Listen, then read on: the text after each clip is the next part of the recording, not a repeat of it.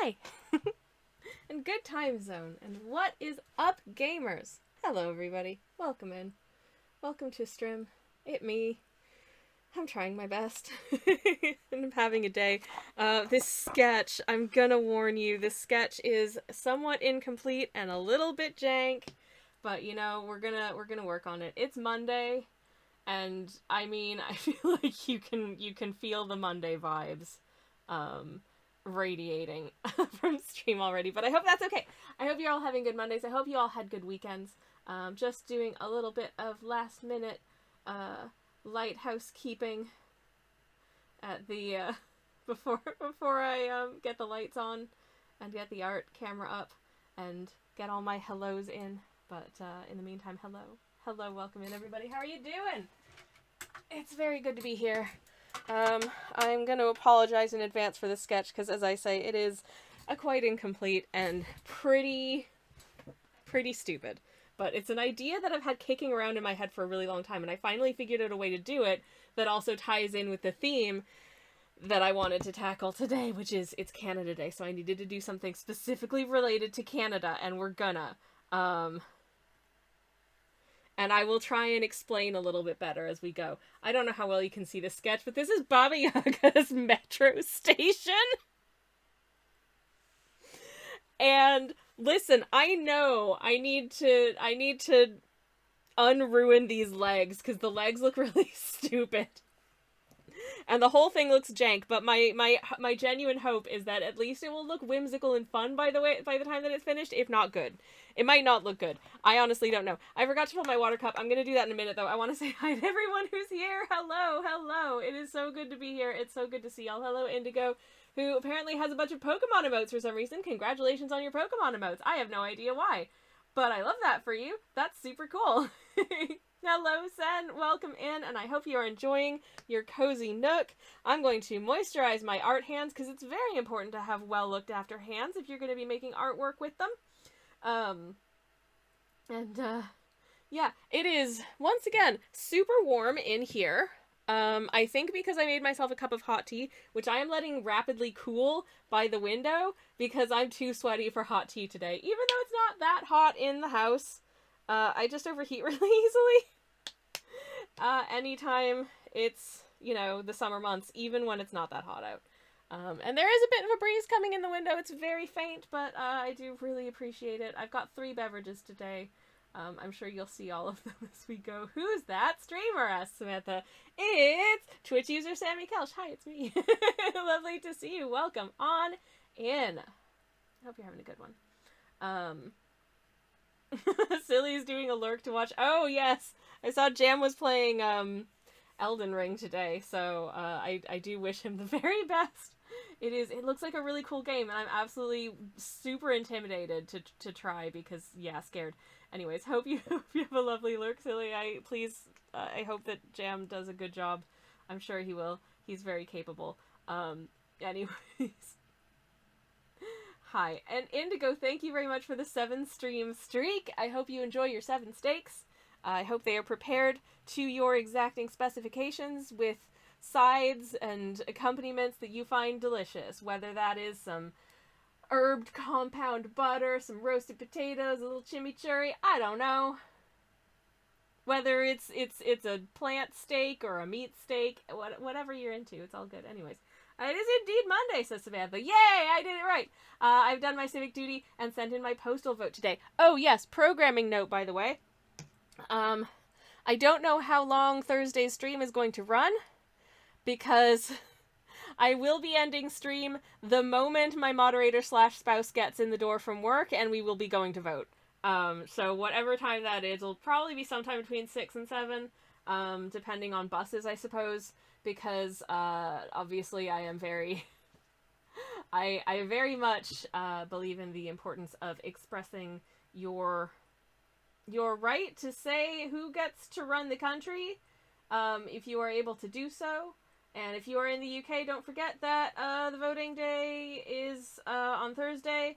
If you are postal voting, you should probably do that now, like our lovely friend Samantha has done.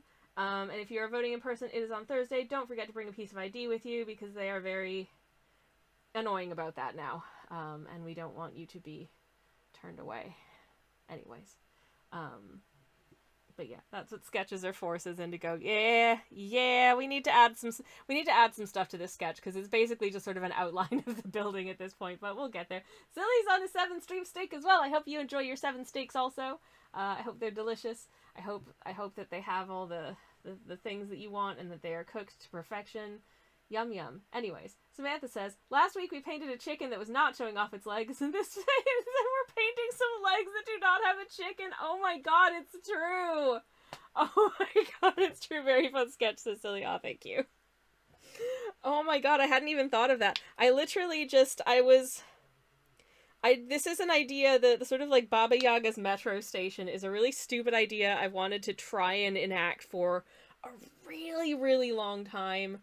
Like, it's so dumb. It is really dumb, like, for realsies, but I just think it's so funny. And I don't know why, this mental image just stuck to my brain. And here we are.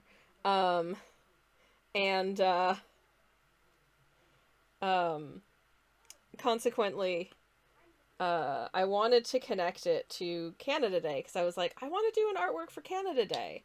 What Canadian thing am I going to do? And then I was going through my photos of my last visit to Canada earlier this year to try and figure out what Canadian thing I could paint not connected to this idea. And then I started going through my photos and videos of the visit to Toronto I'd made for a couple of days. And specifically this one subway station that I am obsessed with, and I don't, now, I think people overuse the word obsessed, but I am genuinely like, I made us go on a trip out of our way to stop at this station just so we could get out and, like, look at the outside of this station, because it is so weird. And that's what this is based on. I have moisturized my hands, importantly, so I'm going to, if you hear any squishy moisturizer noises, I apologize. If you hear the neighbors, I apologize. You thought to yourself, what's more Canadian than a figure from Russian folklore? Yeah, exactly. I mean, you know, there's a lot of, Canada is a very multicultural nation. There's a lot of, there's been a lot of waves of immigration from many countries, including members of my family, from Central Europe in the 50s and early 60s. And so that kind of informs, I think, a part of Canada's identity as well. So yeah, sure, why not? Anyways. Samantha says, amusingly, the guy who decided ID should be necessary for voting got turned away from voting at the local elections because he didn't bring ID. What did he think was going to happen? Do you think I think he thought he was going to be able to pull you know exactly who I am. And it's like, that's as may be. The volunteers from, like, the electoral whoever, who sit at the tables and cross your name off, may well know who I am, if they're people I've encountered in my daily life. And yet, you know, I still have to abide by the rules that some government man made, and so does the government man who made them. What a ding-dong. Anyways, please don't deport me. That was a joke. For legal reasons, this was a joke. I'm kidding. Please don't revoke my ILR. Anyways. Indigo says, so I think about the logistics of the translation, or do I save myself from... do I think about the logistics of the train station, or do I save myself from that? I have thought long and hard about the logistics of the train station, and I think the answer is, how did the little passengers get onto the platform? There's a lift somewhere that you can't see. You know, am I kind of just breaking some rules here in terms of, like, how metro stations work? Yes. Are we just going to... I'm not putting a background on this painting, because for the longest time I was trying to figure out the logistics of this with, like, a painting with backgrounds, because the train is running underground, so you wouldn't... If the building was just sitting on the ground and the train was underground, you wouldn't be able to see the train because the sidewalk is here, right? Doesn't work. So I decided for the purposes of this, it's just, I don't know, a scientific illustration of fantastical import, I suppose. And we're just not going to question it too hard because it's just gonna hurt my brain. Okay? Anyways. Turnip, hi, welcome in. How's it going? Which rules are we breaking now? I'm trying not to break any rules, but I think I'm breaking some rules in terms of how train stations work by giving this one chicken's legs. Fantastical rule breaking is the best rules to break. Hell yeah. Yay, I win. Anyways, it's lovely to see. How are you doing? Samantha says he was thinking, I am a white upper class twit. These rules were not meant to suppress my vote. Yup. I mean, it's that whole, that just reminds me of the, like, you know, the person who supports the leopards eating people's faces party and then gets surprised and upset when the leopards eat his face. It's like, well, dude, what did you expect? Anyways, but the rules that we're breaking today are fun ones because I don't know, this is so dumb. This is really dumb. For realsies, I just think it's really funny. Anyways, so, for context, this is a railway station, or this is like a subway station in Toronto that exists. Most subway stations in Toronto, if you were to typify, like, what they look like, let me just find some representative photos of the kinds of ways that the exteriors of TTC stations look. It's hard to find, actually. TTC station exterior. Okay, here we go. We've got some pretty good representations here, I would say. So let me see if I can pop this up on screen real quick. No, I can't. Hold up. That's my Instagram, by the way. I did post a new piece yesterday because it's the last day of Pride Month, and I speed ran this to try and get it done. I spent the entire month working on this off stream in, like, dribbles, and everything went wrong with it. This painting was so jank, and I think it turned out more or less okay in the end, but my god, the jankness was real. Anyways, Pride Month might be over, but we're still gay and therefore beholden to do crimes. Hell yeah, and I will be posting the Pride chicken sometime this week to that end. Posting Pride things after Pride Month? Oh gosh, couldn't be me, said, like, every corporation that has a rainbow logo until literally July 1st. Anywho. Oh man, speaking of, I kept getting ads on YouTube for the Calvin Klein Pride collection, and it was just so, like, it just felt so milquetoast. I mean, okay, yes, maybe, like, you want your design aesthetic to be a little bit subtle for people who are a bit more minimalist, but, like, the barest hint of a rainbow in your logo on an otherwise, like, you know, black cotton poly blend jockstrap is just underwhelming. Like, you could do better. This sucks. Anyways, here are some TTC stations. They look pretty, you know, like station exteriors. That looks like a transit hub. That's a, oh look, it's Dufferin Station. How beautiful. You know, like they tend to look a lot like this. Here's Bathurst. Bathurst has a beautiful type font. That's the Toronto subway font, which is truly one of my favorites. Rosedale, honestly pretty cute, I think. I like the roundness of the entrance. I think that's really, really cute. And so on and so forth. That's the kind of vibe, anyways. This is one of the Line 1 entrances. There's 2 Line 1 entrances to Spadina Station. And this one is special. And this one is special because the station is a house. By which I mean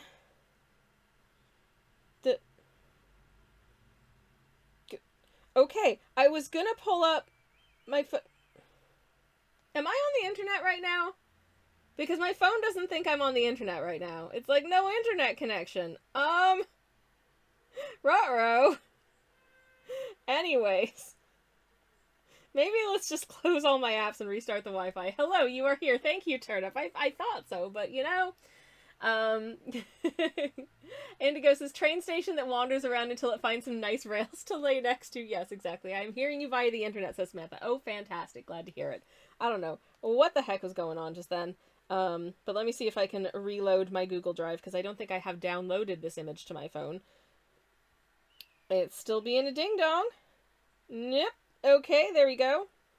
Because I figure this is possibly the easiest way to pull up this image. Anyways, this is Spadina Station.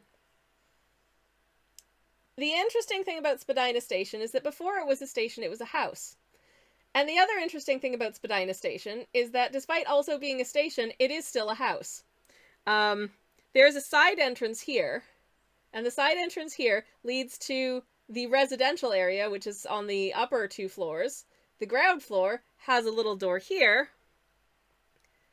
which leads to, like, the escalators and the lifts that go down into the underground portion. So yeah, technically you can live in the same building as... You can just live in a house that is also a station. And I think that's fun. So I wanted to immortalize it, and for some reason I decided, you know what, it's got the vibe that it could be a Baba Yaga's metro station. So it's Baba Yaga's metro station. Yeah. Anyways, I don't know the full history of this domicile and how it... I think they had wanted to either tear down or, like, physically move the house so they could put a station there. But for unknown reasons, they just ended up putting the station in the house. And I kind of love that. I just think it's very unique. As a station in Toronto, it's very, very unique. And just as a station in general, it's very unique because it does not look like it should be a station. And I love that. Anyways, Turnip, thank you very much indeed for the lurk. I'm gonna take a sip of one of my beverages if I can get it. Oh no! I've done the thing again where I applied hand cream and I'm trying to open my iced tea bottle. So I'm gonna have to take, like, the hem of my shirt and try and use that to, like, brace. And get it to... No. Maybe. No, I can't. Okay, I can't drink that yet. Because I can't get it open. Alright, well, I guess I'm gonna drink this tepid mint tea instead. Oh my god. Can you believe...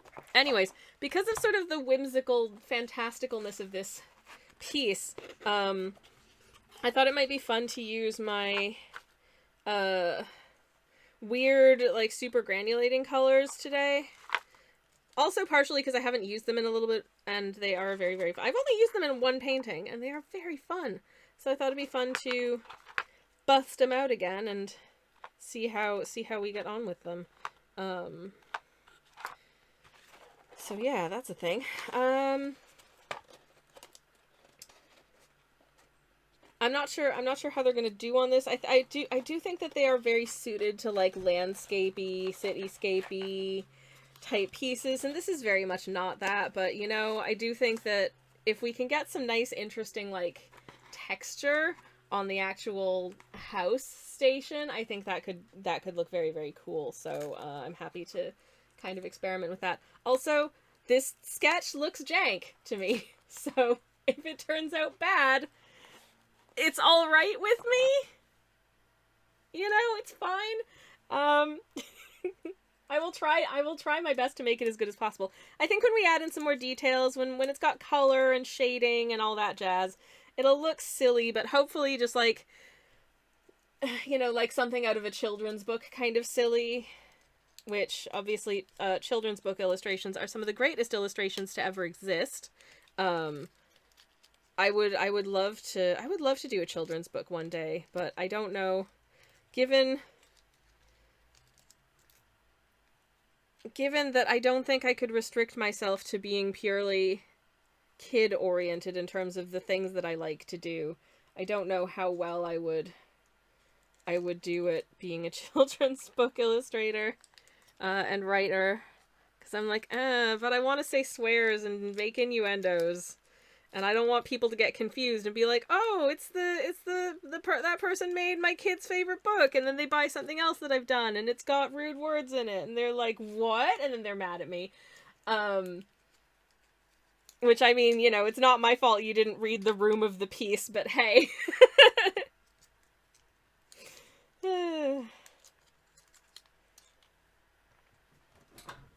But yeah, there was something that there was a clip that I saw on, I think it was it YouTube or was it Instagram? I don't know if it was one of those media anyways, but it was just a little clip from a Lady Gaga concert where she's doing a little musical improvisation, and she sings a rude word, and I think she sees someone like with their kid in the audience or something who's quite young, and she just says, "It's not my fault that you brought your kid to this show."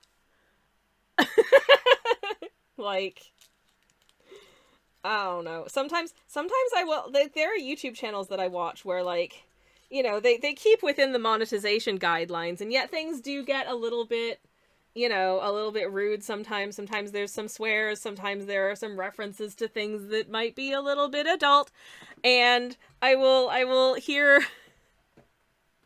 You'll see people saying that, like, oh, this is, you know, that, like, oh, people coming up to them at, like, signings or whatever, and people being like, "You're my 9-year-old's favorite channel," and it's it's just like, what is your 9-year-old doing watching this?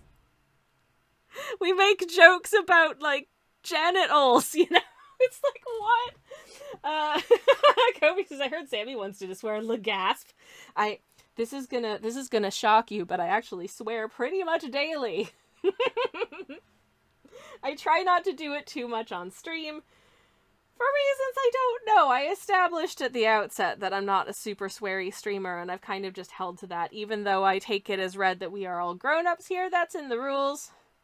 Don't talk about your ages. Anyways, Indigo says, train station use every day suddenly vanished, only leaving behind massive footsteps? Sucks for you. Can you imagine? That would be terrifying. Samantha says, go into Baba Yaga's metro station expecting to wait for a train, then departure time comes with no sight of a train at the platform. Suddenly the entire station rumbles as it lifts off the ground and runs towards your destination.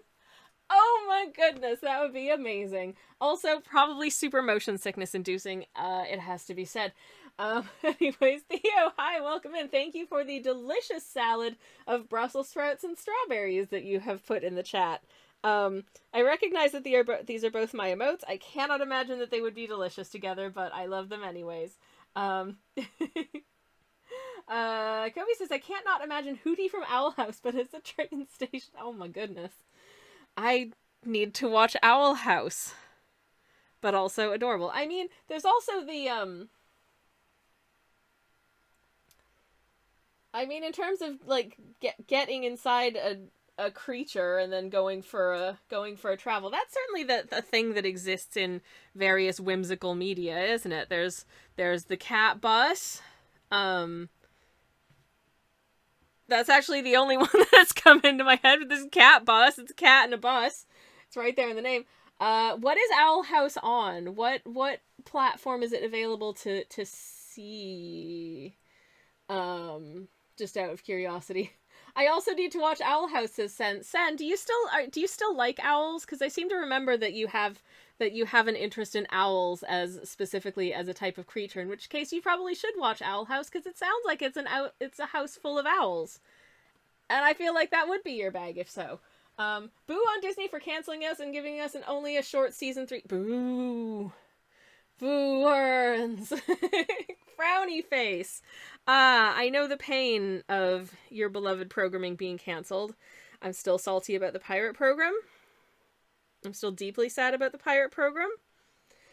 I'm not going to cry about the pirate program today, but I am very, very sad.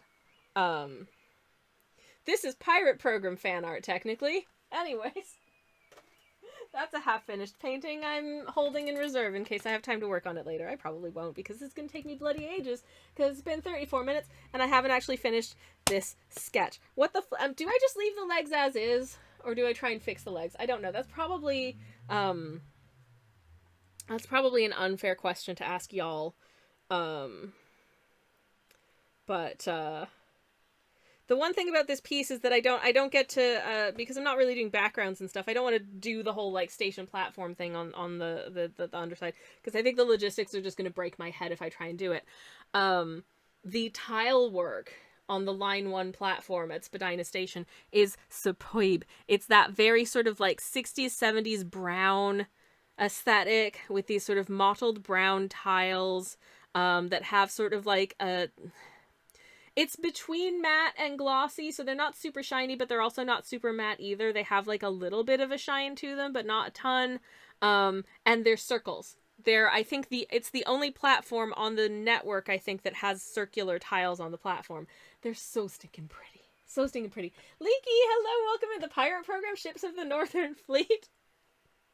No fleets. It's our flag means death. Anyways, hi Leaky, how are you doing? It's wonderful to see you. Welcome on in. Hello, hello. Samantha says, it's like, yay! Disney gave us a children's cartoon with an openly queer cast, with a sapphic lead who gets together with the girl before the very final episode of the show. And they canceled. Kel surprise. It is genuinely so frustrating. That they're like, look, don't you feel represented? We're doing good content that is diverse and, you know, celebrates that stuff. And then they're like, well, we're gonna stop making that. But if it's anything like HBO/Max/Warner Brothers, they will still use all of the canceled shows in their, like, promotional, here are some things you can watch on our platform. Celebrate us for Pride. Here's a show that we canceled. It's real. It's real icky and makes me feel bad and sad. Anyways, I'm so sorry that they canceled Owl House, but I'm gonna have to go look at it, I guess. Anywho. Oh, an actual show that briefly existed. Oh, I see. Wizard. Very, very wizard. Okay, I'm gonna try opening this bottle of tea again. Come. Oh my god, no! I don't think I'm gonna be able to drink this tea. I specifically made a delicious, delicious strawberry tea because I was really looking forward to it. It hasn't had enough time to get cold in the fridge yet. And I cannot get... You know what? I'm going to put this back in the fridge for a bit to let it get cold again. And then I'll try and open it later. And I'm just going to drink my other beverages in the meantime. Ah!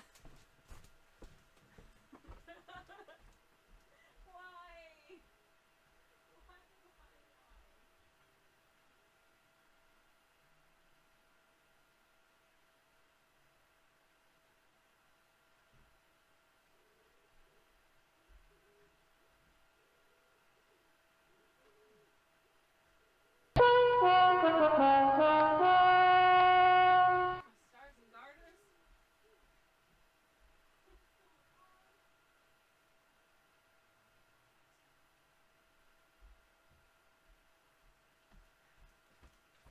Was that a fresh follower whilst I was away from the studio? Hello? Hello, Narcissist. Welcome in. Thank you so much for the follow. I hope you are having a beautiful, beautiful Monday. It's lovely to see you. Welcome on in. Hoi, hoi, hoi. I'm gonna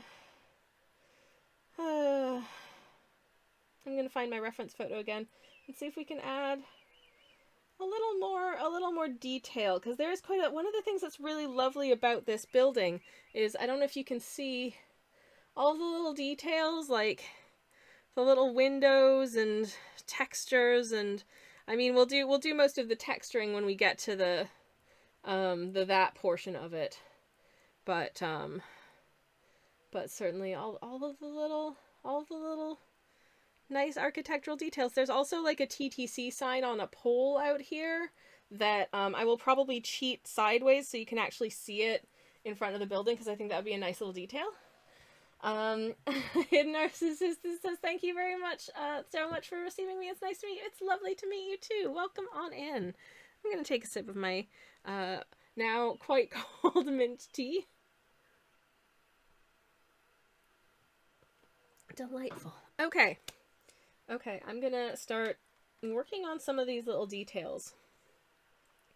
Seeing if I can... I'm not gonna add all of the details into the sketch, just sort of, I think, the most significant ones, I guess, to the, like, overall aesthetic of the piece. And I do realize that, and this happens every time I draw buildings and stuff, that my lines are a little bit jank. My lines are a little bit wiggly, but that's okay. I am not an architect. This is not, you know, this is not, This is not an actual, like, architectural sketch. This is a silly, stupid subway station with chicken legs. Hello, we've caught a redeem from Little Birdie for a terrible drawing time. An Ewok from Star Wars taking a nap, says Little Birdie. Hi, Sammy, I'm so sleepy. The sleepiness is a mood. I hope you have an opportunity to rest, Little Birdie, but in the meantime, I would be very happy to draw your terrible drawing time. Let me grab the canvas. Assuming I can find it. Where did it go? That's not it. That's the last one. Or was that it? That is it. Yay! Okay. Alright, let's go. Here's the terrible drawing canvas. For anybody who's new here, allow me to introduce this absurd concept that we do for some reason, which is terrible drawing time, whereby for 5 minutes, for 5,000 channel points or less, I have 5 minutes, rather, to draw a character or concept of your choosing from memory or sight unseen on the terrible drawing canvas. This is a relatively new one. I think we started it last week. There is, oh goodness gracious, there is a teeny tiny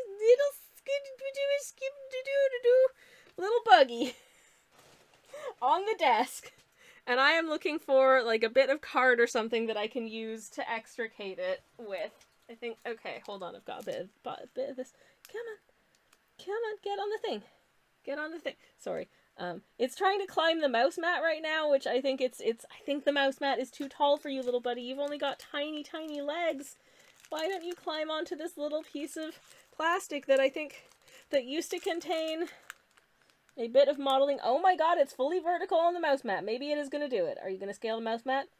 Are you going to scale the mouse mat and then let me collect you up and take you outside? No, you're just going to sit on the side of the mouse mat, which is the hardest place for me to get you, and put you out the window. Obviously all the windows are open because it is warm here. Okay,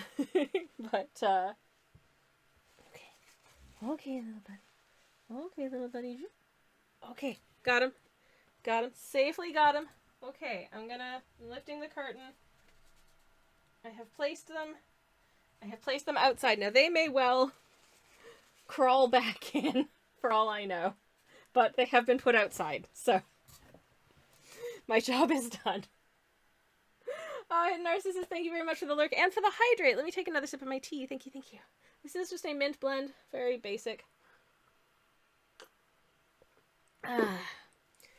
Leaky says, just confidently state that Wiggly is a stylistic choice and own it. Hell yeah.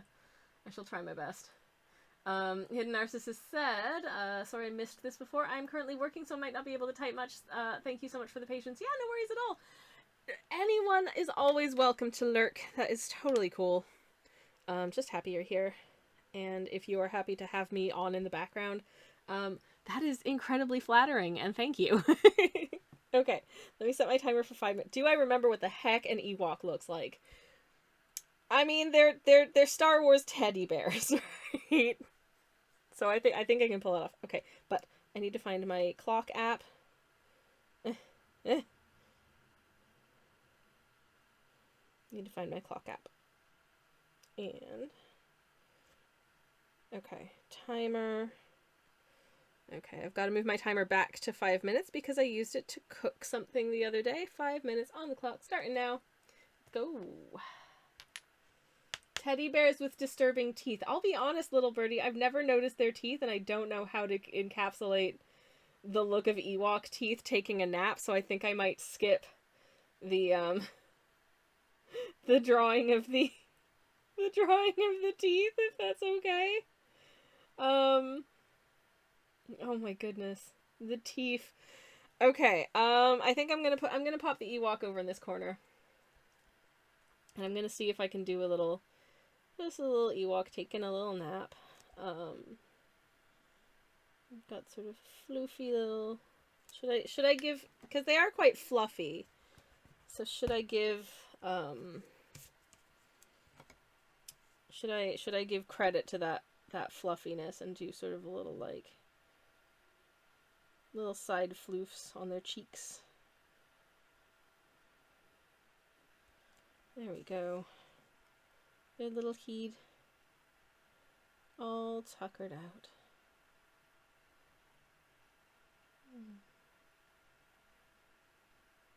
Now you did mention teeth, so I'm gonna give them a little. This Ewok's got a little snaggly tooth because I said so. And they've got their little teddy bear ears. And I feel like you see a number of them wearing sort of like hoodie type thing. So maybe this one's wearing some sort of like hoodie type thing. But it's got like holes in it for its ears, as you do. It kind of goes like that. Little hood type thing that then sort of comes under their chin and like so. But also they are just sort of curled up, all nice and cozy. Their little Ewok foots.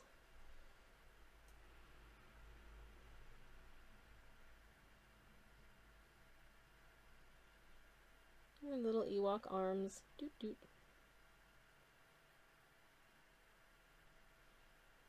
This sketch completely makes sense. This is totally fine. This is not creepy or weird at all. Where's their other foot? I don't know. It's under there someplace. This pose makes no sense. Maybe if I have their, instead of their feet going that way, maybe if their feet are sort of more like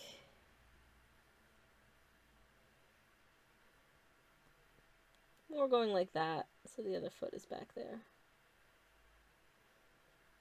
And they've got their little Ewok toes. Is that the right number of Ewok toes? I don't know. They still, okay, this still makes no sense, but listen. Exactly how I sleep, says Indigo. Thank you. Okay, I feel exceedingly justified now in drawing in this way. I'm gonna try actually bringing this so like their arm is kind of tucked under, and then because I think they do kind of have longer limbs than that, more like this, and then can I get a little bit more of a suggestion of fluff on their bodies as well if I make their back a little bit fluffy as well. There we go. Now it looks just like an this looks nothing like an Ewok. I don't know what this is. It's definitely a creature. And it's just, you know, just to give a little bit of context, it's just sleeping on this little woven rug. One of the beautiful handicrafts made by Ewok artisans. That's made out of, I don't know, human flesh. No, it's probably made out of some kind of grass. Ignore me. Anyways, here's an Ewok taking a nap. It's just a sleepy little guy. Its body makes no sense. Its legs are fully out of proportion. I hope you're happy. I hope you're happy. I don't think this is good. But also, it's terrible drawing time, so what did you expect? So cute, says Little Birdie. Oh, yay! Exactly how I sleep, says Indigo. Fantastic. Little Birdie says, I am very happy. Fantastic. I'm glad you enjoyed it. That was super fun. And bang on time, there's the timer for terrible drawing time. Hooray! Oh, goodness gracious. All right. Back to it. I want to get this did. I don't know if we'll get this painting finished today, but at least, you know what, at least we can say that I celebrated Canada Day in some manner. I did genuinely want to observe Canada Day in some way, just as a person, and was more or less kind of just unable to do so in a meaningful way because I was so focused on getting all of the things done in June that I wanted to get done. I did not get all the things done in June that I wanted to get done. That I forgot that the end of June is July 1st. And that July 1st is Canada Day, and I had entirely planned to make like butter tarts or something to celebrate Canada Day. Did I remember to make butter tarts? No. I did, however, make a beloved family recipe yesterday. But technically the recipe is French. But not French Canadian, like French from France. but it's a recipe that my family has been making for years and years and years. So I consider it kind of Canadian by association in that way, because I associate it with my family, and my family live in Canada. Does that make sense? I hope so. Anyways, in case anyone's wondering, it was a clafoutis with cherries. Absolutely heckin' delicious. One of our favorites. I only make it like once a year, but it is so good. So good and so simple. And honestly, as far as desserts go, there isn't a lot of sugar in it, which is kind of nice. It's kind of like a baked custard situation with fruits in it. It's so good. The recipe that I use comes from a 1980s like cooking magazine. And it's perfect. It's genuinely perfect. There is no improving upon it. It is just the best. And it's also really easy to make, because you basically make a very eggy batter. I just use a stick blender to mix it up. There's not a lot of flour. There's just like a nominal amount of flour in it as well, which is nice. But yeah, it's pretty straightforward to make, which is a good. And it's also super nice. So you could totally do. I've never done it with anything other than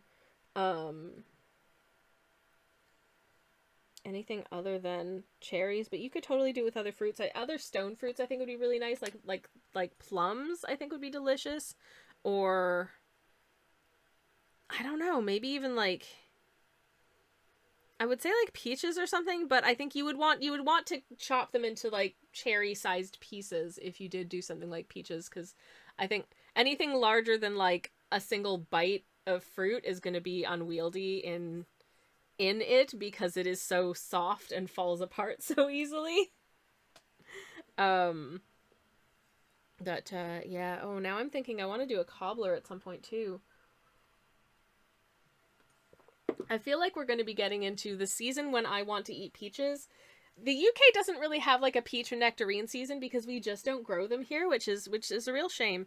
I don't know if it's just the climate isn't quite right. I'm sure, honestly, at this point, I feel like the climate has got to be right, because it gets, at times, it gets as hot here as it does where I'm from in Canada, and that was like Stone Fruit City, right? But we don't really grow peaches and nectarines here, which is a real shame, because I absolutely heckin' adore peaches and nectarines. But oh well. There's some nice stonework around this arch, and I want to make sure I'm able to acknowledge that. There's also this piece here that's very cute. And then there's also, I can't actually tell whether this is a balcony or if it's just sort of like a suggestion of a balcony, because I mean, you wouldn't really have a balcony where there's just a couple of windows, because they're not windows you're meant to climb out of, but it looks kind of like it could be a balcony. I'm not sure. But I'm going to attempt to draw it in anyways, whatever it may be. There's a little round on either end, and then sort of a little bordery bit, like so, and then there's a little, goes kind of like that, and then this, I realize all of the things that I'm saying are really not explaining what it is that I'm drawing at all, but just, I don't know, just trust me, okay? I don't know.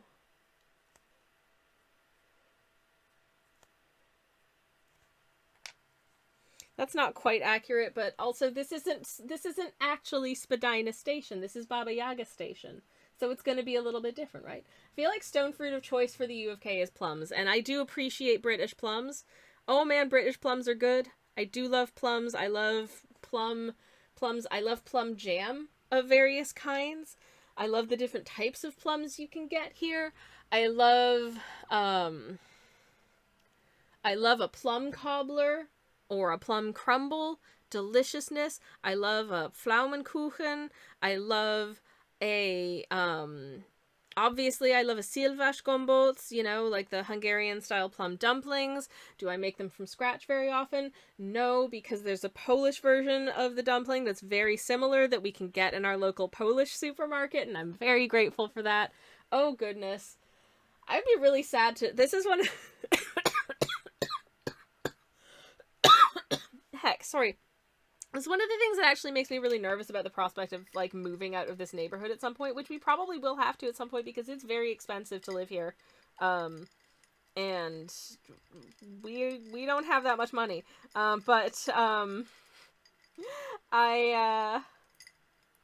consider myself very blessed to be close to a neighborhood that has multiple, like, little grocery stores that cater to different immigrant populations from different parts of the world, which means it's really easy to get so many of the quote-unquote non-British ingredients that we need and like, including, like, Central and Eastern European stuff that I really like, you know, because that's a lot of things that I grew up with, a lot of things that are similar to things that I grew up with, as well as ingredients from the entirety of Asia, which is fantastic. Yeah. Oh, speaking of ingredients from various countries, this is one thing that makes me really sad. The one thing that I think we're missing in this neighborhood, I went out for Ethiopian food with my partner on Friday night on a nice date. It was absolutely delicious. But it got me thinking, you know, injera, the lovely flatbread that is a staple of Ethiopian cooking. I could conceivably make it myself when I cook Ethiopian style food at home, but also I'm scared to, and the flour is hard to find. But also I would love to be able to use teff flour because I am trying to cut down on my wheat consumption. But it'd be fantastic if you could just get, like, injera at the supermarket. And you cannot get injera at the supermarket because, I don't know, British people don't know what injera is. And that is a damn shame because it's so good. Y'all, it is so good. It is the best accompaniment to a lentil situation. Oh my goodness, it's so good. Anyways, I could rave for days about how nice our Ethiopian dinner was, though. I love... Ethiopian is one of my favorite cuisines, I think. Partially because, like, 98% of the time there'll be multiple things on an Ethiopian menu that are things I can eat. Which is amazing! That's rare! So I really appreciate that. But yeah. But yeah, the UK likes plums, says Samantha, so growing nectarines would mean less space for plums. I mean, I guess, but nectarines are also really good. And I really prefer buying produce that's grown in the UK because it hasn't traveled as far. Therefore, it is slightly better for the environment to do that. And, anyways. Glaraf, hello, welcome in. Glaraf says, hey, ooh, the Aquarelle card arrived, and my partner loved it. Well worth the money. Thank you so much. Thank you so much. Thank you so much for getting the, for getting art from me. I really appreciate it. And I'm so glad to hear that your partner loved it. That's really sweet. Thank you, thank you. Very, very kind of you to say. Much appreciated, indeed. Oh, that is a lot of syllables, Sen. Sen says, you probably would like, the Bavarian Pflaumenkuchen variant that is called... Okay, this is going to take me a second because there are a lot of letters here, so I do apologize.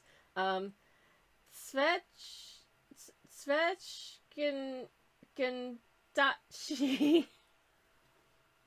I'm so sorry. Apparently it's Svechke is also kind of plum. I see. Very cool. I would love to try it. I would love to try it. I would love to make it. It sounds delightful. Gliraf says, glad to hear the food was so good. Ah, thank you, thank you. Yeah, we had a lovely time. So much so that the yellow split pea dish that we had, my husband was like, can we make this at home? And I'm like, yeah, of course. I've been looking up recipes for it so I can make us it at home because it was really yummy.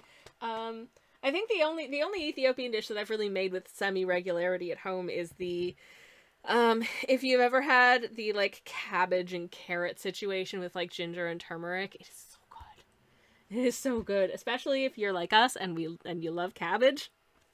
It's amazing. Anyways, um, little birdie says the only thing to do is plant a peach orchard at your house. There, oh man, you know, if I had a garden, I would absolutely love to have a fruit tree. Absolutely love to have a fruit tree. My mother, I was speaking with my mother last night, and she was telling me about how she's been going around the neighborhood. There's a lot of mulberry trees planted in her neighborhood. She's been going around the neighborhood and harvesting, like, unwanted mulberries off of the neighbors' trees. She's like, listen, if it hangs over the sidewalk, it's communal property. which, I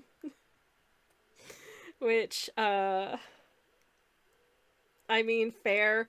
And also, you know, someone's got a fruit tree and it is publicly accessible and they're not eating the fruit. I don't know. Yeah.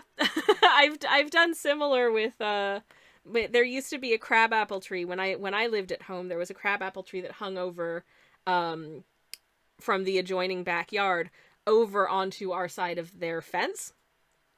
And so there's no way they could have harvested those crab apples because it's literally on our side of the fence. So I harvested crab apples and I would make crab apple jam.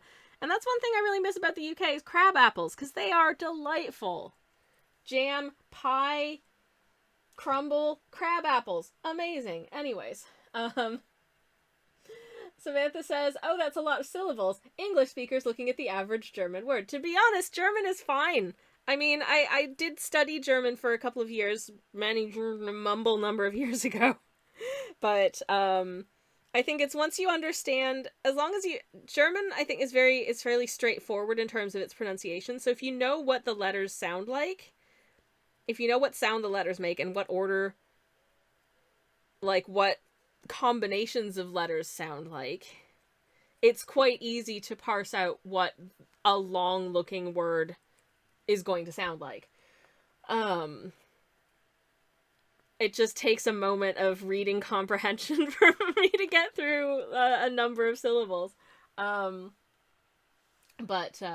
yeah. Sen says, my grandma made it very often. Oh, nice. My mom still does bake one from time to time. Oh, that's lovely. Yeah, pretty straightforward, so Sen, like, basically pronounce what is written, which is not the same as English.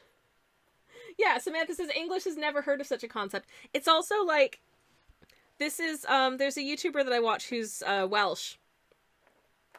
And he has said on many occasions that Welsh is actually a very straightforward language. It's pronounced the way it looks. The reason that it's confusing to English speakers is just that some of the letters are pronounced differently to the English way that those letters are pronounced. They are just different, you know what I mean? But also there's no surprises in there. It's not like, you know, the CESTER suffix on place names. You have Gloucester, right? You have Leicester, which has the CESTER ending. So if you have a word that's CIRENCESTER, I would be like Cirencester. No, it's Cirencester. English, explain how that makes sense. There is no... Oh yeah, Samantha says it's the same with Irish. Irish is a very consistent language. It's pronounced the way that it's spelled. It's just that this letter, this combination of vowels, makes a different sound to the sound that it would make if you saw it in English. That's all. But it's very consistent. So once you know that, like, this set of letters makes this kind of sound, you can extrapolate quite easily as to what the different letters and words are. Anyways, what do you mean this part of the word is silent and this syllable is pronounced, like, completely differently than expected? Absolutely. I am, to that end, so I speak effectively no Danish, and I will be in Denmark for a few days next month, and I am just now absolutely now experiencing sheer terror because, this will be my first time visiting a country where I speak basically none of the language. There are certain words I feel like that looking at them I can extrapolate, and I'm going to a very cosmopolitan area, so I expect that there's probably going to be a lot of places where there will be like English translations of stuff on signs and in shops and what have you. But that being said, if it, you know, if the need arises for me to communicate in not English, I would like to be able to do so a little bit. And the limited amount of Danish that I've like listened to and also read the words of tells me that similarly to Samantha in chat says English is all about ignoring half the letters, and I feel like Danish seems similar based on what I've seen. There's a lot of sort of it doesn't feel like a super strongly like syllabically pronounced we are enunciating every letter sort of language. It's a little bit more like things can kind of blur together, and this G is almost but not quite silent and that kind of thing, and so it makes me quite nervous. But yeah, oh, Samantha says, or else adding syllables that were never written down, e.g. Edinburgh. Exactly. Exactly. I feel for anyone learning English as a second language, because it is a minefield of WTFness, to be honest, and I, on behalf of the inventors of my native tongue, I apologize. I mean, part of the reason that this is the case, obviously, is that English, is a very multi-influenced language, shall we say, in as much as it came about as a result of a number of different influences from different language families. You know, you had, like, you've got the Germanic over on this side, but oh, here comes the French! And they're the most important people in the country for a while, so, like, the royal court is speaking French, and they're influencing how people are speaking the language. But then also this and that and the other, and yada yada yada, you know? And then, oh yeah, the Romans were there for a while in the UK. Well, it wasn't the UK at the time, it was whatever they called it when the Romans were there, you know. That's not my specialist area of history, shut up. But yeah, our grammar is Germanic, about half our lexicon is Romance, exactly. It's very confusing. I think it's also how you end up with situations where, like, the animal is called a cow, which is very similar to the German Kuh, but the produce of the cow that people eat is called beef, similar to the French bœuf, which I think is a very obvious correlation there. I think that's a good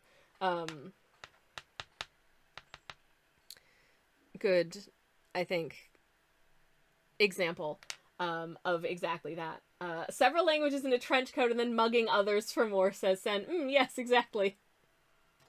And then for quite some time also wandering out on big boats and then telling other people that they have to speak this absolute mess of a language too. Which they then developed their own dialectical versions of them. And you know what? Good for them. Anyways. Theo says, I'm just pleased Chorlton come Hardy is pronounced exactly as it should be.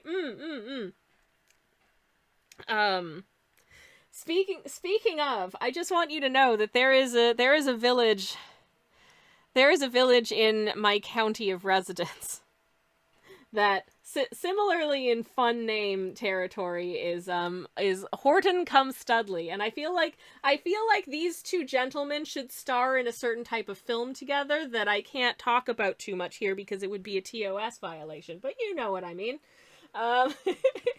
Anyways, the split between what animals are named in the same between what animals are named the same as their meat and which are not is down to which animals were eaten by the French-speaking nobility. Oh my goodness, Samantha, thank you very much for that historical nugget. Absolutely delicious. I'm just going to dip it in my forbidden nug sauce and have a lovely treat of knowledge. Thank you. Little Birdie says, Sammy, I'm having a lovely time as always, but also having trouble staying awake, so I'm going to go hop out. Hope the rest of the stream is great fun. Little Birdie, please, please, please avail yourself of some rest if you can. Have a lovely quiet time, and thank you so much for hanging out with us. It's been wonderful to see you, and good night. Sweet dreams. Oh my, yes, they should, says Sen. Hell yeah. Hell yeah. Okay. We are getting some textures onto here. I recognize that this is taking a little bit longer than I had intended, but never mind. I'm popping in some of this window texture just because I don't want to forget that this window has a really cool texture. Like so. And this one I think they've put the window down a little bit to get some fresh air in, so I'm gonna try and acknowledge that. Which I've done very poorly, but never mind. And again, this isn't an exact replica of what is the actual station. Because this is not the same station, and therefore it's okay if I take a couple of stylistic liberties, but, I want it to at least be somewhat similar, you know. Otherwise, what are we doing here? Okay, I want this to be more or less centered above this. Like so. And I want it to also look like these windows are on the same floor as this window, which is just a little rectangular creature over here. But that's okay. There we go. And this window also has a nice little windowsill underneath. Like so. Cool. Oh, jeez! Oh my god, you scared the hell out of me, little buddy! You scared the hell out of me! I'm so sorry for any arachnophobes in the chat. I'm going to try and just... Come on. Get... I'm trying to get it to crawl onto this piece of paper so I can take it outside. Oh my goodness, it hates me. Hold on. Okay. Okay, no, it's still there. It's still okay. Get on the paper. Get on the paper. Okay, I got it. Okay. Back in a minute. Oh jeez. Okay. There you go. Go outwards. Don't crawl back in the window, please. Okay. Okay.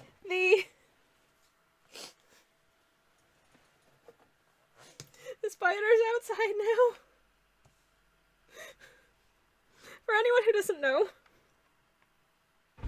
you can probably now guess that I'm afraid of spiders. Oh my god, I'm so sorry.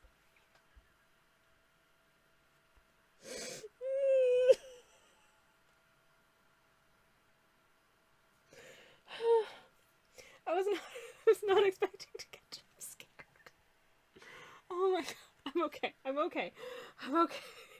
It's just, I mean, I was just a tiny little buddy, but it just scared the hell out of me. Oh my god. Okay. Hi. Hello, darling. I see my beloved moderator / spouse Twitch user / Callier is in the chat. Hi, sweetheart. Welcome in. I hope you're having the world's largest spider. Listen, I know, but it jump scared me, okay? I wasn't expecting it. Also, hello, Lina. Welcome on in. How are you doing?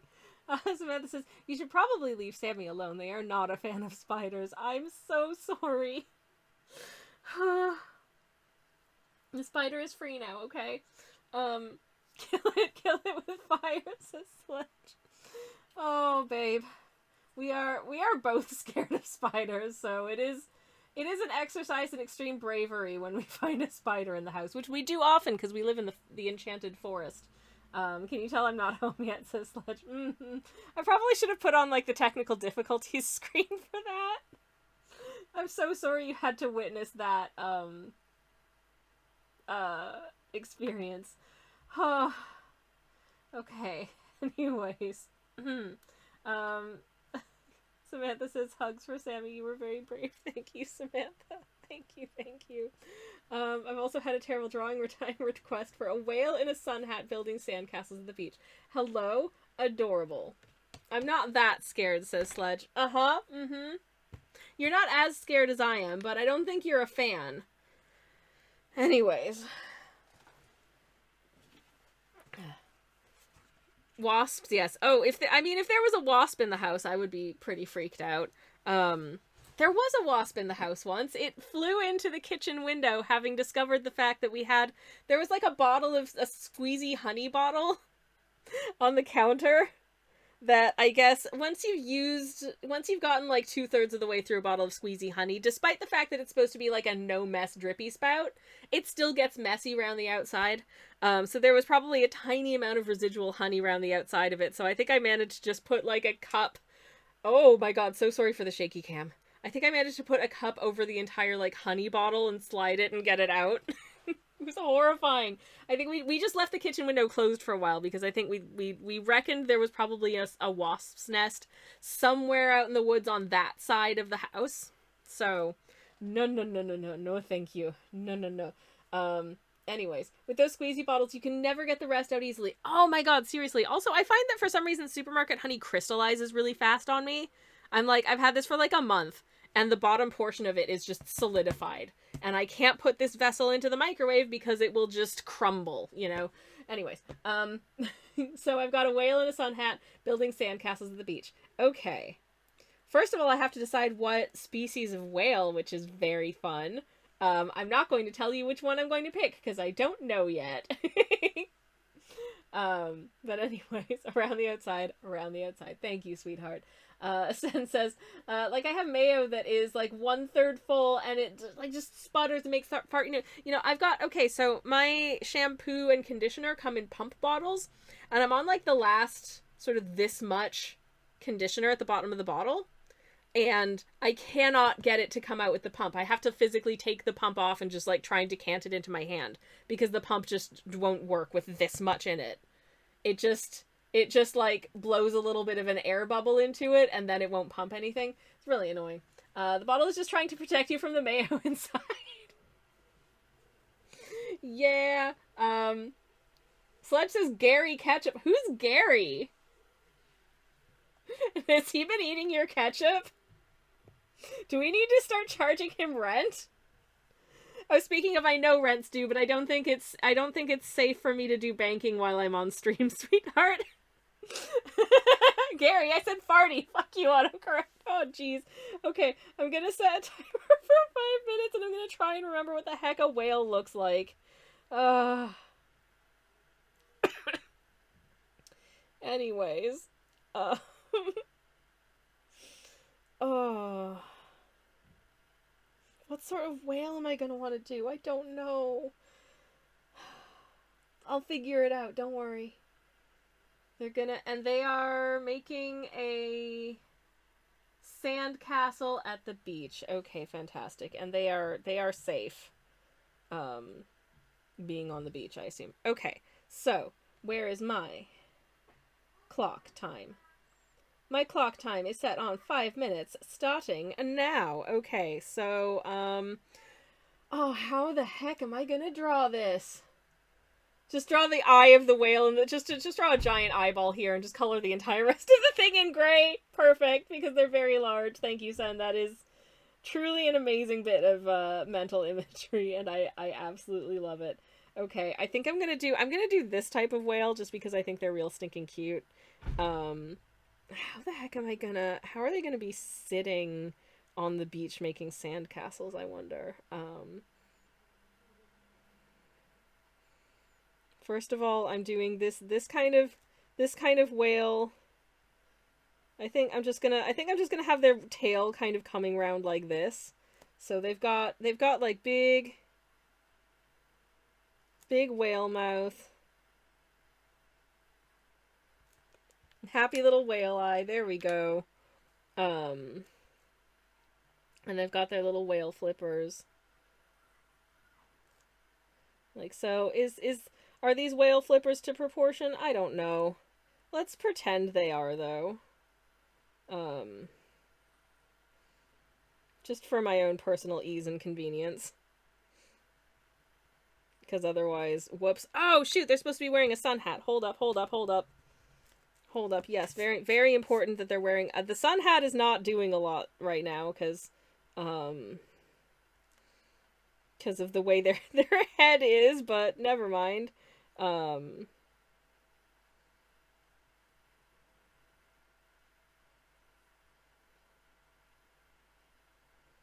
But they've got a beautiful sun hat on. Oh, isn't it cute? And it's got a little ribbon. It's like probably, I don't know, like a nice sort of pastel gingham. And it kind of looks like a cowboy hat, so I'm gonna just fix that. Oh no. Oh no, I've really shot myself in the foot here. This looks real stupid. I know what a humpback whale looks like. It's a big fish in a plexiglass aquarium aboard the USS Enterprise. That's my only references, Leaky. Oh my god, yes! They are not the Hellior whales. They look a lot like a very large shark that doesn't look like a shark. Oh, I see. Well, that massively clarifies it. Thank you. If I make the brim sort of a bit more like this and give it sort of a rounder like that, maybe bring that out a little bit. I'm still giving it a nice little gingham ribbon though, just because I think that would be real heckin' cute. Oh, aren't they just looking adorable here? Does this work at all? I don't know. Anyways, I should probably draw the little sandcastle that they're building, which is I've got 2 minutes to draw the sandcastle. Okay, so they've got some of these.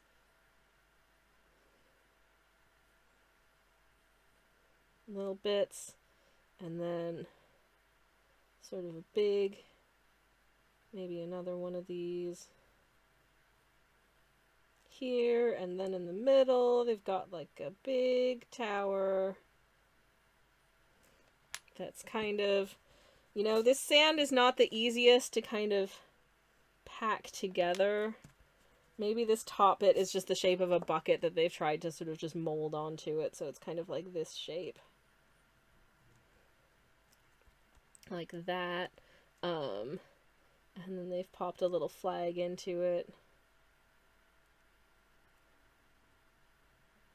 And just for the absolute avoidance of doubt, it is a pride flag, of course. So I'm gonna just pop the suggestion of some stripes onto there.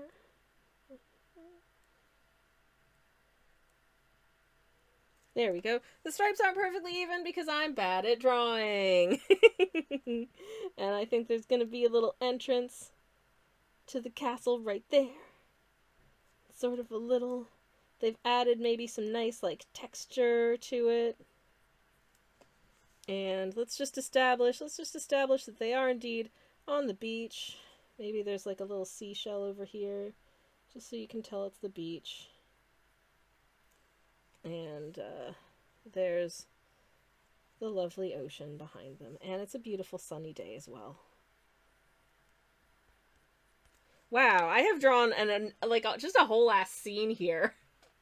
And there's timer, so I have to stop drawing the scene. This is the biggest sketch I've ever done for terrible drawing time, and once again, I hope you're happy. I had fun doing it. I hope it's okay. Did I nail the brief? Let me just double check and make sure I didn't forget anything. Now that's a happy little whale, says Leaky. Hell yeah. They're having a lovely time. Yes, a whale in a sun hat building sandcastles at the beach. Okay, I did it. Hooray. I hope it's okay. Anyways, Gary Ketchup. Anywho. No, transparent aluminum, says Sen. Oh my god. My memory does not fail me. Indeed, indeed. Anyways.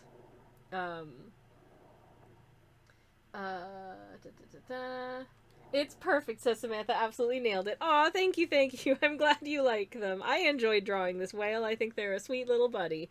I hope this is kind of more or less what a whale looks like. Yay, the end. Okay, good stuff. Thank you for that. That was terrible drawing time, everyone. I hope you enjoyed it.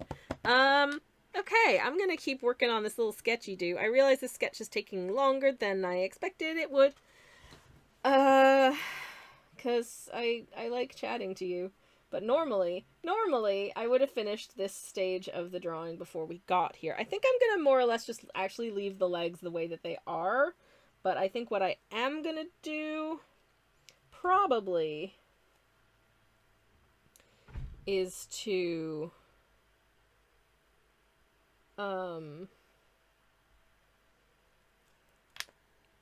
just fix it in post. You know, like give it good nice textures and shading and all that jazz when we get to that part of the picture, and hopefully in that way it will look a little bit less horrific, if it does indeed look horrific. I don't know. Oftentimes I find it very difficult to assess my own work. My moderator slash spouse has just come in the door, so I'm going to quickly say hello to my moderator slash spouse, everybody. I'll be back in just a second. Hello, dear. Thank you.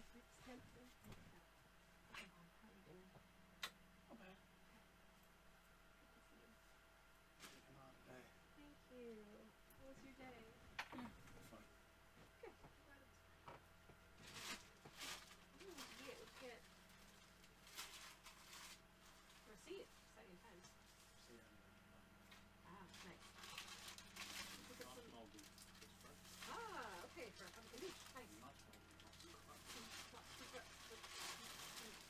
Chips? Oh, exciting times. Do you wanna dump those in their respective receptacles?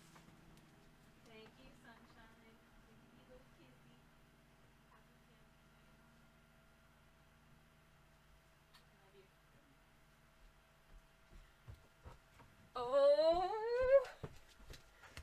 Oh my goodness, chat.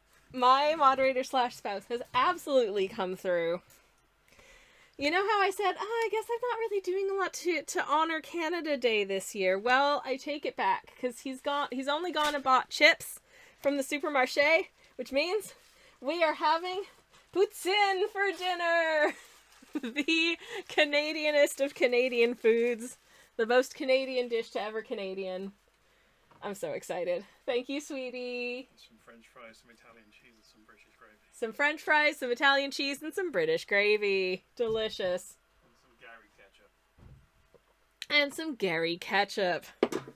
I will abstain from the ketchup, but there is no rule that states you cannot ketchup your poutine. In fact, my cousine, who is a French Canadian Quebecois lass, puts ketchup on her poutine, and she is a former chef, so I feel like that is a ringing endorsement of you can put ketchup on your poutine if you want to, if ever I heard one.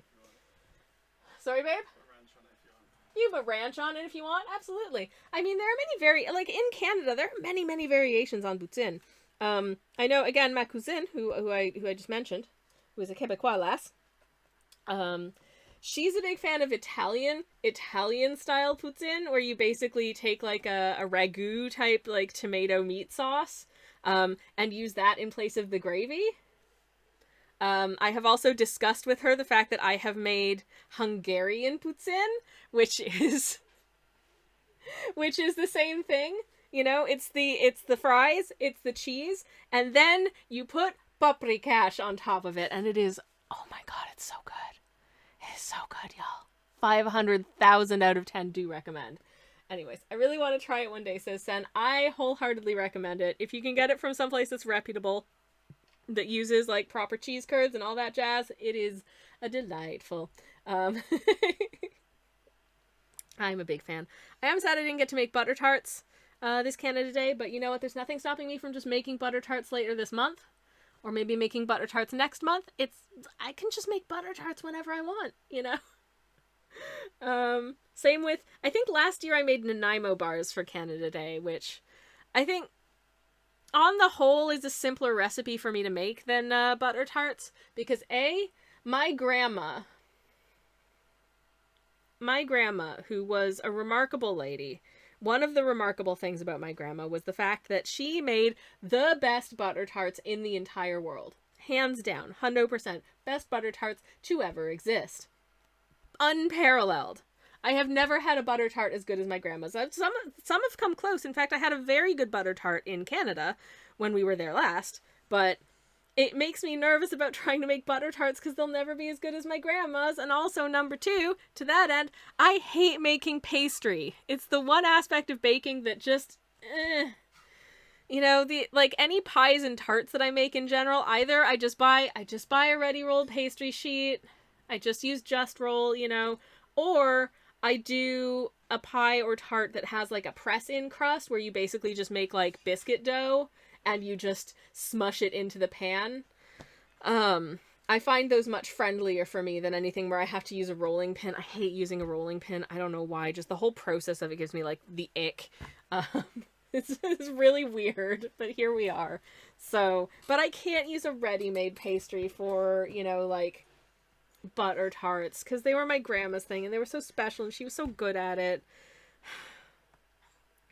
And over the years, I've been working really hard at making sure that I sort of preserve and continue on the traditions of the things that, like, you know, my grandmothers would make, because they were so good and I think they deserve to be remembered and shared. And I've shared some of my, you know, favorite personal baking recipes in the 2 books that I put out. I'd love to do more of those at some point.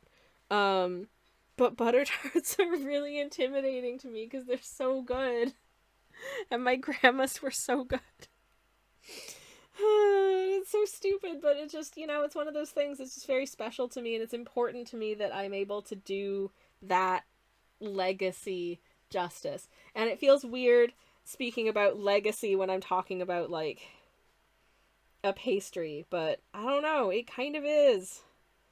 It just kind of is for me. Anyways, so that's that.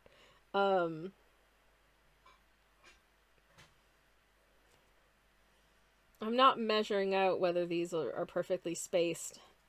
That'll do. Good enough. Good enough. But yeah, sorry about that little ranty ramble, I guess. But here we are. Okay, there's a little doot here. So let me get in this little doot. Also, there needs to be a chimney. So I'll put in the chimney as well in just a second. If I just extend this line, there's a little, like,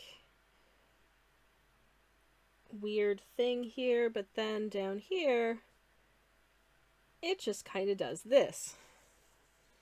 This building is strange, but it's starting to look a bit more like a building, so that's good, at least. Let's see what else. Oh, there's these funky little sort of pillory things. But they're not pillars, but they kind of just stick out on either side here. About here, yeah. Just little things that kind of stick out on either side there. And then there is that TTC sign, but it is, I don't know how well you can see in the photo, but it's turned so it's like, it's not facing us, it's facing like sideways to us right now. I want to just turn it so you can actually see it. It's also on a post in front of I'm gonna actually kind of put it on the building so it's like visible, but I need to scrounge up a photo of that angle. The only photo I have of that angle is on the phone I'm using to film the stream right now. So I can't pull up that photo or the camera will go away. So oops. So I'm just going to look up Spadina Station Line 1 and see if I can find a photo of that doodah from a different angle. It's one of those stations where, like, there's no particular reason to go to there unless you, like, live near there, really. There's not a lot around it apart from, like, houses and maybe some offices. It's a fairly residential area. But I just think it's neat. So we specifically traveled to that station, got off the train, exited the station, looked around, took some photos. It was really hot and sunny, so we didn't stick around for too long. But we took some photos, we filmed it. I just flapped with excitement at how cool it was. And thankfully it wasn't a very busy time of the day, so there was no one there to notice me doing it. And then we got back on the train and went elsewhere, and that's it. Maybe if I just look up TTC sign, will that get me a good photo of what the, no, not that the, okay, found one. All right, cool. So I'm basically gonna pop a little, how tall was it? Sorry, I'm like looking up my references and stuff, and you can't see what I'm looking up. Okay, so it was around here, I guess, is the top of it. Good. Okay, we got there. So I'm gonna try and replicate the little image.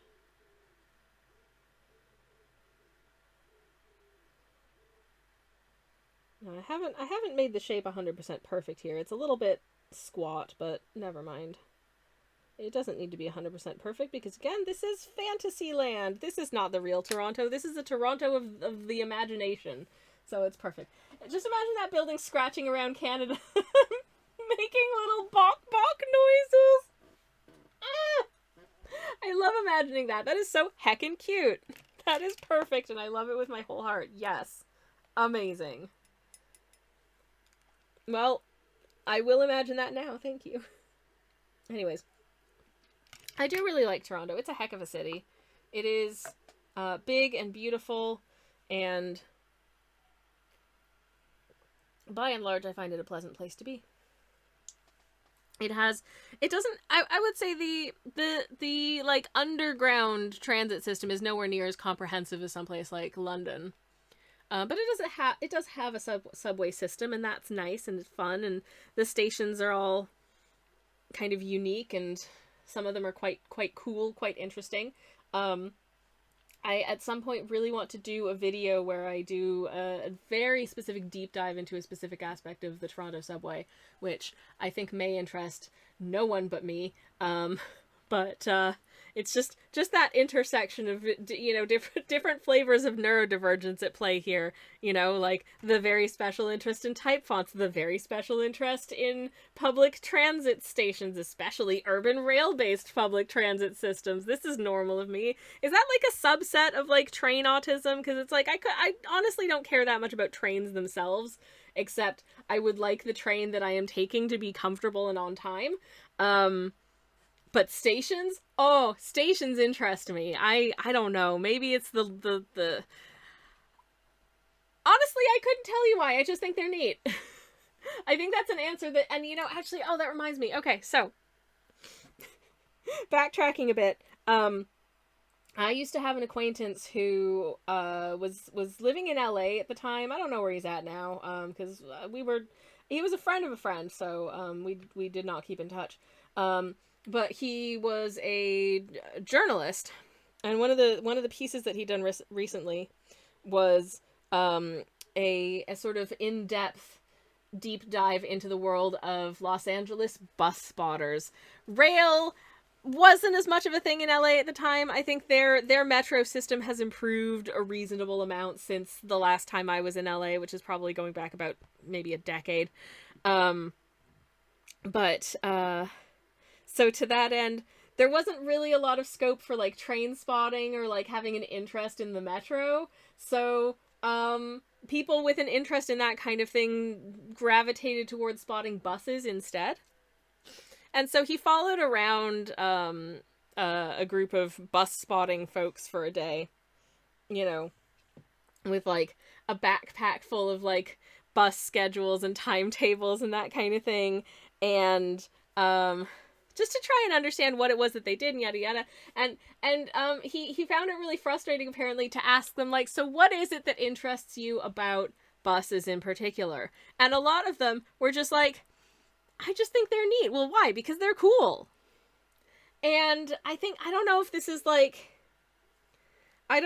like just coming from someone who doesn't tend to have these kinds of like intensive special interests, that there isn't necessarily a deep and meaningful reason why you become attached to the thing that you take an interest in. Sometimes it is literally, I just think that this thing is neat, and so I want to spend a lot of time learning about the thing and engaging with the thing and interacting with things relating to the thing, because it makes my brain happy to focus on this thing.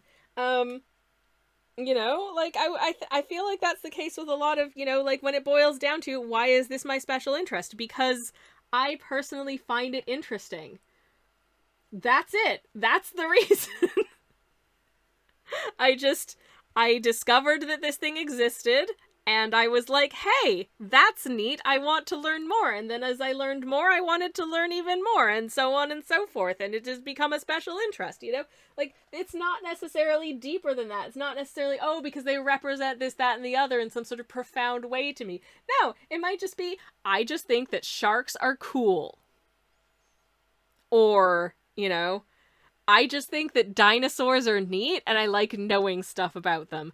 Or maybe, I don't know, I really like taking all of the animals that I am aware of and, you know, putting them in the right order. Like, whatever it is. Special interests are super hard to justify, but can be hella fun. Oh, absolutely, I wholeheartedly agree. I mean, I love my special interests, so, like, hell yeah. But also, yeah, trying to explain to someone else why your special interest is your special interest. It's just like, I don't know, sometimes just a category of thing or concept just grabs you by the lapels and says, you're gonna think I'm super cool. You know, that's it. There's no further, there's no rationale beyond, it's interesting to me, and I don't see why there has to be anything beyond that. I just think it's neat. Sunset, I just think it's neat. Exactly, that will be my answer. And that is the perfectest, finest, goodest, and it doesn't need to be more than I just think it's neat. Why should it? But yeah, my journalist friend found this really frustrating. And I think he was kind of like, oh, what is up with these guys? And I'm like, okay, dude, have you never had an interest? You know? We don't, like, there's no psychoanalyzing why I like train. It's just train is cool, or whatever. Sharks are cool, says Samantha. Hell yeah. I have a shark that lives with us now. I found them at IKEA, and they came home with us. This is why I get dragged around subway stations on multiple continents, says Sledge. And this is why we visit the Warhammer store in multiple cities. I have not checked to see whether or not there's a Warhammer shop in Copenhagen, but it is a very large metropolitan city. I can't imagine that there won't be. And yes, I will check. Anyways. Is their name perchance Blåhaj? Yeah. Sometimes Blå for short. They're very special. And very cuddly. Dinosaurs are neat, says Samantha. Especially neat the fact that burbs are dinosaurs. Hell yeah.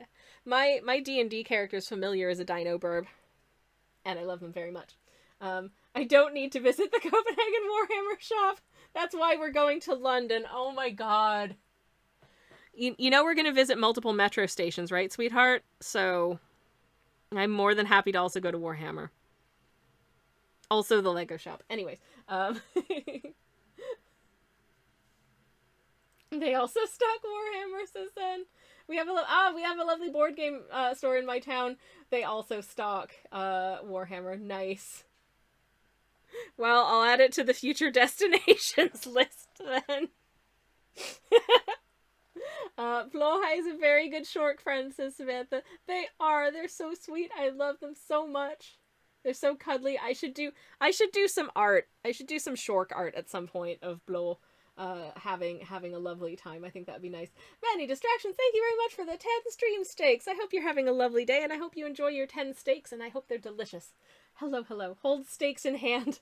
I just think they're neat. Hell yeah. I hope you enjoy your steaks. I'm gonna have a sip of my delicious... This is black currant cordial, which I haven't had in forever. I can't buy Ribena anymore because it's full of artificial sweeteners, which I don't find delicious. But I found a brand That is just blackcurrant. It just tastes of blackcurrant, and you know what? It's really good. I love blackcurrant. Blackcurrant wasn't like a popular flavor back in Canada, but it's one that I very much come to love living here. And in fact, when they did have Ribenas occasionally in like the imported food section of the supermarket, I would get it, because deliciousness. Okay, there's like a nice little brick arch there as well. And then we've got here a little doodah. Just sort of some fun different brick textures. I am not getting nearly as much done today as I thought that I would. But is anyone surprised by this? Because you shouldn't be. Okay, I'm gonna add... Anyways.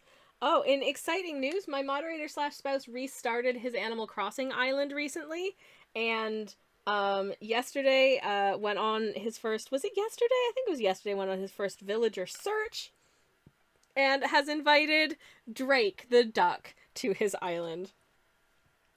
And Drake is a very, very cute, stupid duck, and I think he's going to fit in very well. Okay, I think that's everything I need to sketch. Oh, there is actually... Oh, shoot, I've just noticed something that I hadn't even noticed about it. There is a bay window over on this side that I hadn't even clocked was there, which means I need to change the side of the building. Oh, damn. Okay. Oh, shoot. All right. I'm gonna get the gay window. I'm gonna get the gay window in here. I just read Samantha's chat message, which starts with gay men. So I'm gonna put the gay window in here. I'm sorry. Oh god, I've got the giggles. Oh jeez. Okay, Samantha says gay men are friends of Dorothy. Trans people are friends of Blowhigh. Oh, that's so sweet. I do love that shark. They are so stinking cute. Anyways. Thank you for the Pride Hearts many distractions. Hell yeah. Indigo says I should really get a Blowhigh. They are so cute and can confirm very, very soft and cuddly and very friendly. Just all around a very, very, very good friend. How the hell? Oh god, perspective is such an absolute so-and-so. It really is. Okay, so it comes down to like here. Jeez, okay. I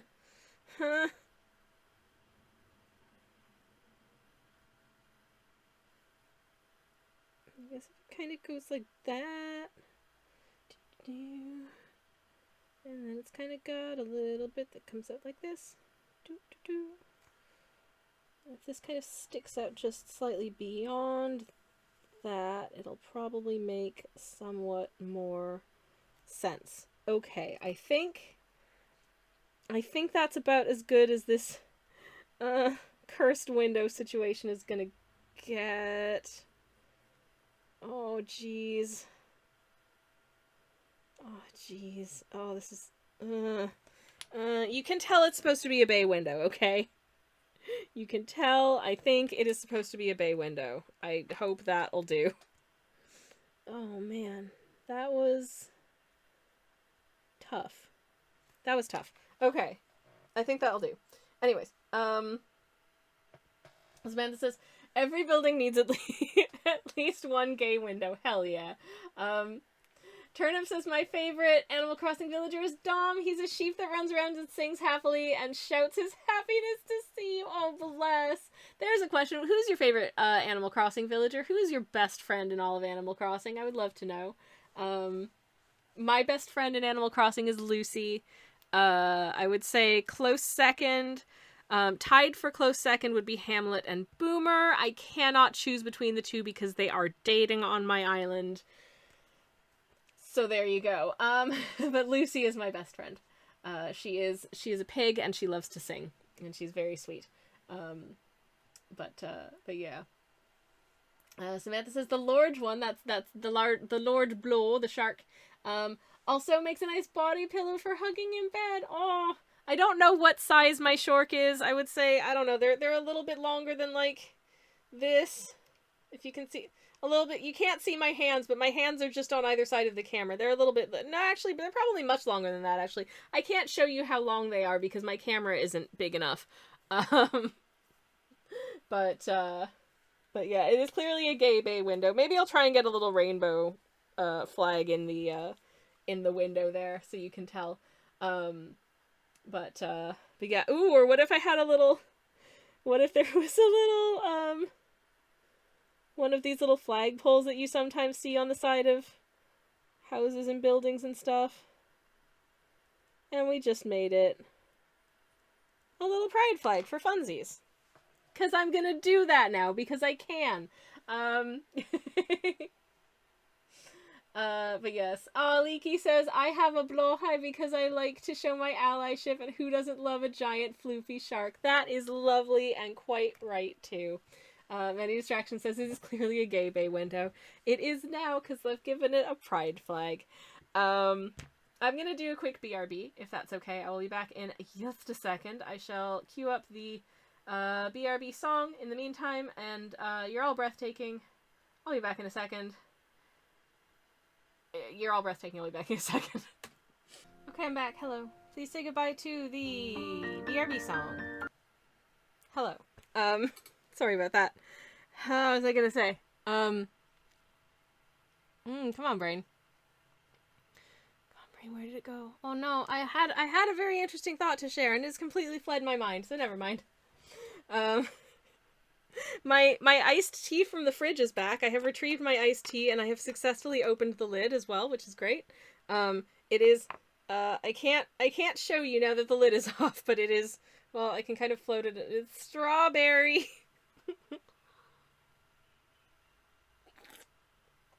Oh, in other terrible news, speaking of Canada, in Toronto, I visited a tea shop and I purchased a tea, and the tea is strawberry rhubarb parfait tea, and can I just say, it was so nice. And it's bad that it was so nice, because they do not ship to the UK. So I'm gonna have to ration out that 50-gram bag, because I do not want to run out of it. Okay, something funky is going on with my camera connection, because there's a bit of a slight delay between my hands actually moving and them appearing on screen. Has it leveled off yet?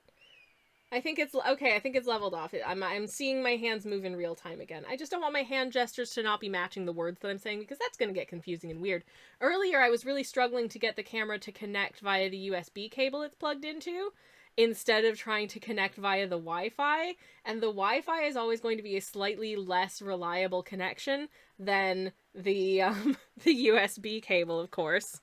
And there's no reason for it to be connected via Wi-Fi when I have a USB cable it can connect to. So, anyways. Hi back, says Many Distractions. Bye, BRB song. Indeed, indeed. No thoughts, head empty, says Samantha. I mean, that's pretty par for the course for me. There is one brain cell in my head bouncing around like the old DVD logo when you would turn on your DVD player and there was that little DVD video logo that would bounce around the screen, and you would just... The best entertainment ever was just sitting and watching that DVD logo and just waiting for it to go directly into one of the corners. And when it hit right in the corner, it was like, yeah, it was the most exciting thing in the world. The number of times it'd be like, oh, it's gonna go in the corner. No, it's over here. It's like, oh, is it gonna go? Nope, doof. You know, it's so good. Anyways, quality entertainment that kids these days don't understand, because physical media is not as much of a thing as it was a couple of years ago. Though I personally think that physical media should still be at least as much of a thing as it was a few years ago, because you cannot rely on things like streaming services to keep their archives up. They may be like, oh, we're releasing the entirety of this, like, you know, very important TV series of several years ago to watch on our streaming service, and then a few years later they're like, yeah, we're taking it all down. You can no longer legally view or acquire this series anywhere. And you know what? I just feel like these days there are no excuses for lost media, you know? Like places choosing to, like, you know, just restrict access to their back catalog is just mean. I understand that a lot of it has to do with cost saving, you know? It's like, okay, if not a lot of people are watching these old episodes of whatever it is, then, you know, it does cost them, like, money to keep hosting them and whatever, but, like, I don't know. Okay, then just let us download them. You're just holding them hostage. Anyways, something TVs are flag means death, something thematic to do with the subject matter of that program. I'm not saying that there is, like, a moral case for sailing the seas, as it were, but as someone who used to work in a library and is very, passionate, shall we say, about, like, media preservation from the depths of history to the present day, there is a case for sailing the seas, in some circumstances, as it were, in the interest of maintaining an archive of things that otherwise big companies with lots of money can just decide we can no longer access. So there you have it. Anyways, when the brain cell hits the corner, exactly, is when you get a flash of inspiration, says Samantha. Yes, you get it. Samantha says, remember, in this age of subscription services and DRM, if buying is not owning, then pirating is not stealing. Please accept these golf claps. I would never advocate such a thing. Publicly. On stream. But, you know, there was this TV series that I absolutely loved. Another Canadian thing, because it is Canada Day after all. That was called Made in Canada, and it was a show about a TV production company that made a couple of shows. Their, like, flagship programs that they produced were very much a sort of, like, Hercules type action adventure fantasy show, and the other one was basically just a ripoff of Road to Avonlea, sort of Anne of Green Gables type gubbins, if you know anything about that. I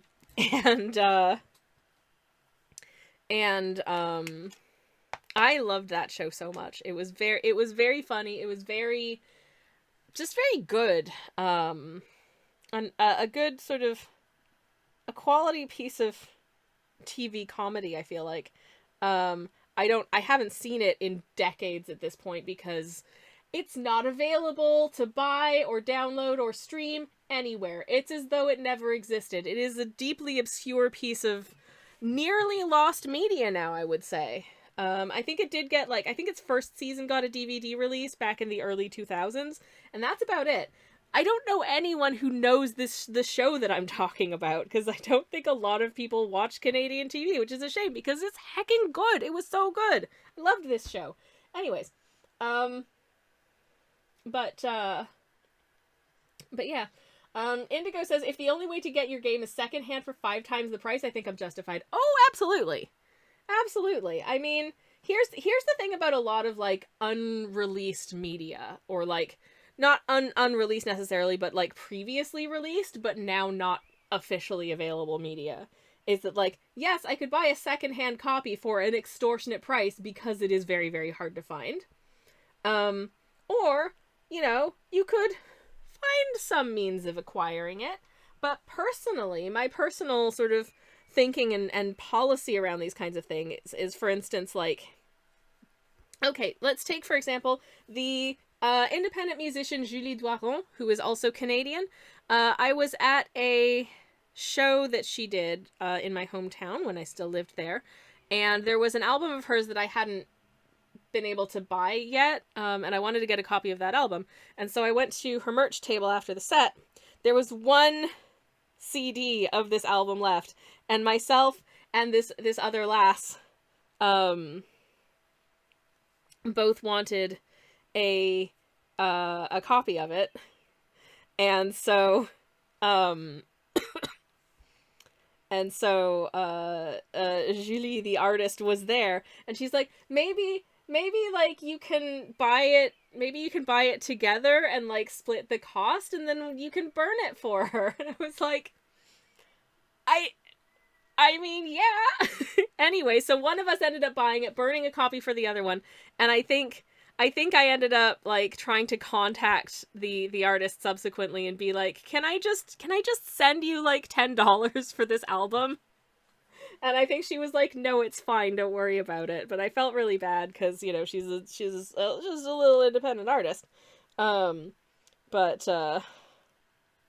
yeah, the unavailability of things, as with this example, for instance, if there was like an album or a film or whatever that was not readily available but became available later, like they did a re-release of it, or they did a new edition of it, guess what? I would go buy the thing.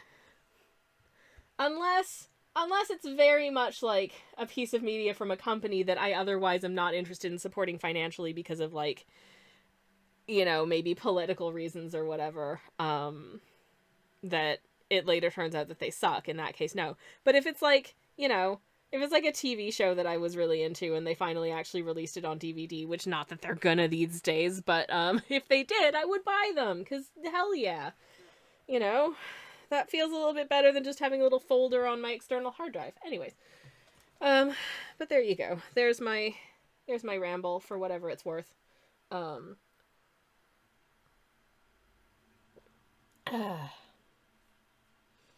Anywho.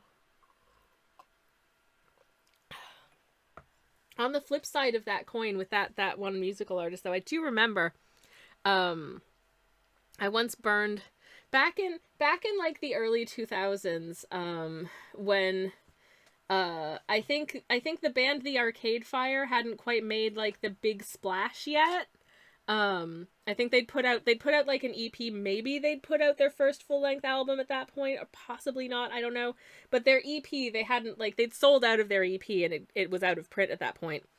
So people were selling it on eBay, and, like, you know, it was making its way into the, like, secondhand record store pipeline. And I remember going to their website, I think because I wanted to contact them and be like, hey, just so you know, I had to burn a copy of your EP for my friend. Can I send you, like, some money for it? But then I saw they'd put, like, a big blog post out on their site being like, please don't buy our EP off of eBay. We don't get any money from this.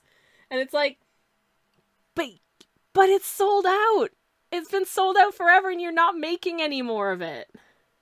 So, like, what difference is it to you? Also, like, it's none of your beeswax if people decide to sell their property after they've bought it. You can't tell people not to do that. You know? I've kind of segued into a slightly different topic now, but I think it's also, I don't know, that just felt really kind of icky to me, to be like, don't buy our things secondhand. It's like, you can't control that. You know, I once saw an author who made a post on social media just being absolutely livid about the fact that he saw a stack of his book in the works for like 50% off sale, and he was like, oh, inconceivable, an outrage, this makes me so angry. It's like, my dude, maybe that's because not a lot of people wanted to buy your book. That sucks, I guess, but also, you know, like, there was nothing in your, like, author agreement with the publisher that says they couldn't sell your books for half price at the works. Like, Samantha says, we're not making any money from this. You're not making any money from anything if you're not selling it. Exactly. Anyways, I feel weird about the Arcade Fire now because some, like, icky stuff came out about the fronts person. Just being... Attention. Oh, never mind. Jam's rated. Hello, Jam. Welcome in. How's it going, friends? It's lovely to see y'all. Welcome, welcome. Jam, how was your stream? What'd you get up to today? Well, I know you were playing Old Donut, because I was there for a bit. That's Elden Ring, by the way. I hope you had a lovely Elden Ring time. It's wonderful to see you. Hello, Kirsty. Welcome in. Hello, Jam. Hello, Silly Cat. Hello, hello. Oh my goodness, it jams, says Indigo. Indeed, indeed. 50% off what? Tell us. It was a, probably not very good memoir, if memory serves, by an actor who wasn't getting a lot of work at that point in his career. Hi, Sammy, says Jam. Hello, Jam. I had a lovely time today. Glad to hear it. Kiona also, hello, welcome in. How are y'all doing? How are your Mondays? It's wonderful to see you. As you can see, I'm drawing Baba Yaga's subway station today, which is very extremely normal of me. And talking about Canada, because it's Canada Day. This is Canada content, believe it or not. Casa, hello, welcome in, indeed. I was hoping for pencils. Here is my pencil. My very normal pencil. Anywho, let me get a shout out. Splash, hello, welcome in. How are you doing? Lovely to see you. Happy Canada Day, says Kirsty. Thank you very much indeed. Canada mentioned. Hell yeah. Let me get a shout out for Jam in the chat. If I can spell correctly, that'd be nice. There we go. Shout out to James B. Barrow. If you're not following Jam, you should really, really consider doing that, because Jam is great and super fun and a very cool person. And does art stuff, does game stuff, and is just generally a really cool dude. Anywho. But yeah, let me catch up with chat and see what I've missed. I should probably introduce myself at some point as well if I don't forget to do it. Oh yeah, so we were talking about this author being outraged that he found his book for 50% off at the Works. I think it's I unfollowed him shortly after that, because I think he said some stuff that was a little bit like, not great. Anyways. But Samantha says, like, that author angry at the sale just straight up doesn't understand how marketing works. They may in fact be people who would buy your book at 50% off who would not buy it at full price. 50% of something is better than 100% of nothing. I completely agree. You're still gonna get royalties off of that, my buddy. You know? Just chill. Anyways, sorry to raid and lurk, says Jam, but I have to dash. Hope you have a lovely art time. Thank you very much, James. I really appreciate it, and thank you so much for the raid. Have a lovely lurk. Enjoy getting on with whatever you gotta do. I am indeed going to be dashing off of stream very quickly on Thursday, because as soon as I hit end stream, I'm going to have to run out the door and go vote. So I get it. But yeah. For anyone who's new here, allow me to introduce myself. Hello, hello. My name's Twitch user Sammy Kelch. I'm a variety streamer. I do cozy game streams on Mondays and Thursdays. Sorry, cozy art streams rather on Mondays and Thursdays. I do cozy game streams on Fridays and every once in a while, but pretty rarely on Sundays as well. We are painting Baba Yaga's subway station today. This station is based on Spadina Station Twitch in user Sammy Kelch. Choppers. in Toronto. And hello, Yolso Illustration. Hello, welcome in. How are you doing? Welcome, welcome. Thank you so much for the raid. How was your stream? What did you get up to today? I would love to hear all about it. Welcome, welcome, Margot. Hello, Flags Books. Hello, hello. Welcome on in, friends. How is it going? Let me get you a shout out in the chat if I can. You may have heard a bit of that introduction, but effectively, for anyone who's new here, hi. My name is Twitch user Sammy Kelch. I'm a variety streamer. I do art streams on Mondays and Thursdays, and I do cozy game streams on Fridays and sometimes on Sundays as well. This is a shout out to you. How was your stream? Hi, I love the sketch you made. Oh, thank you so much. I've had a lot of fun working on it so far. I haven't had a chance to do any painting yet, but everyone, Flags, thank you very much for the follow. Yolso, also thank you very much for the follow. Welcome in. What were you up to today? How was your stream? It's lovely to see you. Welcome, welcome. I was about to introduce what my work looks like when it's done, in case anyone is curious. Here's a couple of things what I did. This is one we finished on stream fairly recently. It is a chickadee, because I saw some chickadees when I was visiting my parents recently, and I think they're cute. And this is the energy I'm trying to bring into my life right now. Margot, thank you very much for the follow as well. Thank you, and welcome on in. Hope you're having lovely Mondays. How are you doing? Wonderful to see you. Also, Yolso, if you would like to pay any art tax, if you have any artworks that you were working on or anything you would like to share of your artworks, you can whisper a link over in my direction, and I would be more than happy to share with the class. But in the meantime, he also says, thank you for welcoming us. It was a little stream where I was drawing a little emote for my friend Flags Books. Oh my goodness, that sounds absolutely delightful. I love emote design. As I say, if you would like to share, I'd love to see. Flagsbook says he also was making an emote for me. Here are some she already made. Oh my goodness. Okay, we've got some very, very cute emotes in chat here. If I can get them to please load for me so I can see them a little bit. Oh, look at the, oh, that's so stinking cute. Look at the little sheepies. Oh my goodness, very, very cute. Very sweet little friend. Look at the, oh, look at the little bunny. The little bunny's having a carrot. Oh, these are very, very cute. I love the carrots. These are very adorable. I hope you can see these in the chat. They are very, very, very cute indeed. Wonderful work. I love to see it. I would also like to, let me just pop back onto art camera for a second here.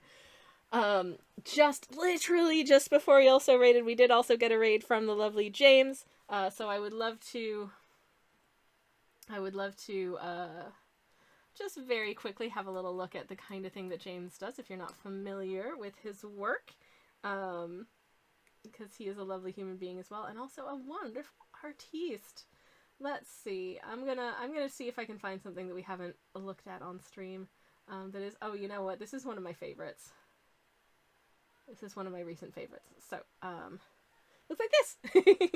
It is, if you are familiar with the video game Hollow Knight, this is Mila from Hollow Knight, just having a lovely time, and I'm sure that everything's gonna be fine, and she's fine, and we love her so much. She's a very jolly character and really, really cute, and this is such a beautiful piece. I love the lighting in this, and just the absolute joy in her very minimalist expression just works so well. Anyways, so let me get a shout out for Jam in the chat as well.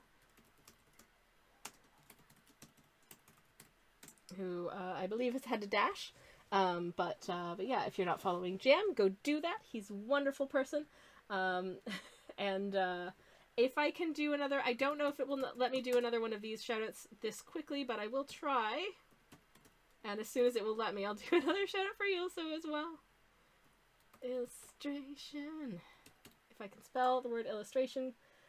I'm so sorry, I have to wait a minute and a half before I can shout you out. I guess that makes sense because the other shout out is still on screen, which is fair enough. We want to make sure everyone gets the appropriate amount of showcase. And yeah, if you can see chat, please take a look at some of the absolutely adorable emotes. Oh, my bunny oh, hello, Boot. Hello, little Boot. They are so cute. Very cute little bunnies. Very cute indeed. Please give lots of love to Yilso as well. Can I? Okay, I'm gonna try again because I think I can shout you out again now, and I would love to do so. I have to wait another 50 seconds. Damn it! I really thought I was in there. Okay, anyways, I want to tell you about this piece. For anyone who's come in recently and is wondering what the heck is going on with this, I shall attempt to explain. So I've had this idea in my head for a very, very, very long time that I have wanted to do. It's Baba Yaga's hut, but it is a metro station. I don't know why, I just think this would be a really cute idea. And so I had thought to myself, okay, that's what I'm going to do on Monday's stream. And I ended up not remembering that today was Canada Day until quite late in a fairly late hour, I suppose. And so I was racking my brain trying to think of what I could do for Canada Day. And then I realized I could marry these two ideas, make them kiss. In as much as there is this one subway station in Toronto that I absolutely adore. It is on the line 1 subway line. And it is Spadina Station. And Spadina Station it used to be just like a residential home. It just used to be a house. It's on a very residential street. And it's very concealed. It doesn't look like a subway station from the outside. There's a little sign here, but it's very subtle. You could easily mistake this for just being a house. Because it basically is just a house. In as much as there's a side entrance here, and the upper floors are a house. It's a subway station that is still literally just somebody's house. which I think is really cool, and I love the vibe of the building as well. You go in this door, it looks like you're just walking into the front door of a house, and suddenly you're in a subway station. It is very surreal. I traveled specifically to go to this station. I mean, I was in Toronto anyway, but I arranged our trip such that we would be on this subway line. We would get off the subway at Spadina station so that we could get out, see the exterior, and then go into the subway via this entrance, because I thought it was so heckin' cute. Here is a photo of the real Spadina station line 1 entrance. It's just a house, and indeed somebody lives up there. It's just their house. I love that. I think it's so funny. And but there's the entrance that goes into the subway. It's wild. I don't know. I just think it's neat, okay? I just think it's neat. Slash says, damn, how'd I forget about this station? It's my favorite. It's one of my favorite stations. It's so cool. I'm gonna try and shout out. Yulso again. Surely it's been long enough. I've been rambling for a while. Anyways, so I ended up having to finish. There we go. Okay, please go give her a follow if you have not. And thank you once again for the raid. I really appreciate it. Sorry for the long old ramble.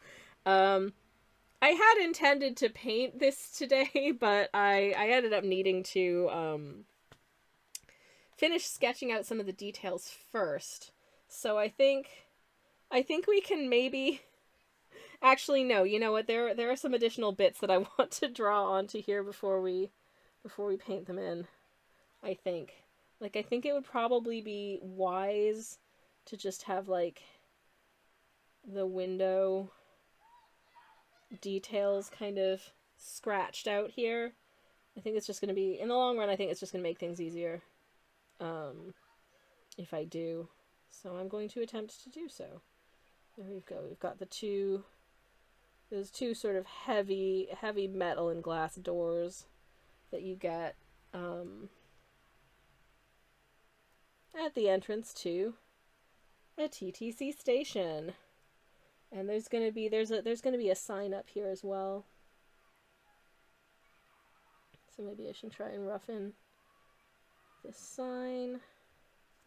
I don't think I'm gonna write in anything on the sign just yet. I think I'm gonna wait until I'm kind of there, and to be honest, it's white on black again, which is really inconvenient for me as a watercolor artist. I'm always debating whether... I've actually done a test before for the piece that we did of Maida Vale Station in London, of whether the white ink that I have is more opaque than one of those, like, white, sort of pens. And I think the white ink wins, but if I have to do 2 passes of it, then I'll just do that. I don't normally like to do sort of like white on top of stuff when I'm painting watercolor, but for this you kind of have to, because there's no way I could block out the letters. And I am going to just make the station be Baba Yaga Station. It's just going to say Baba Yaga. And maybe have like a little symbol next to it so you know it's the metro.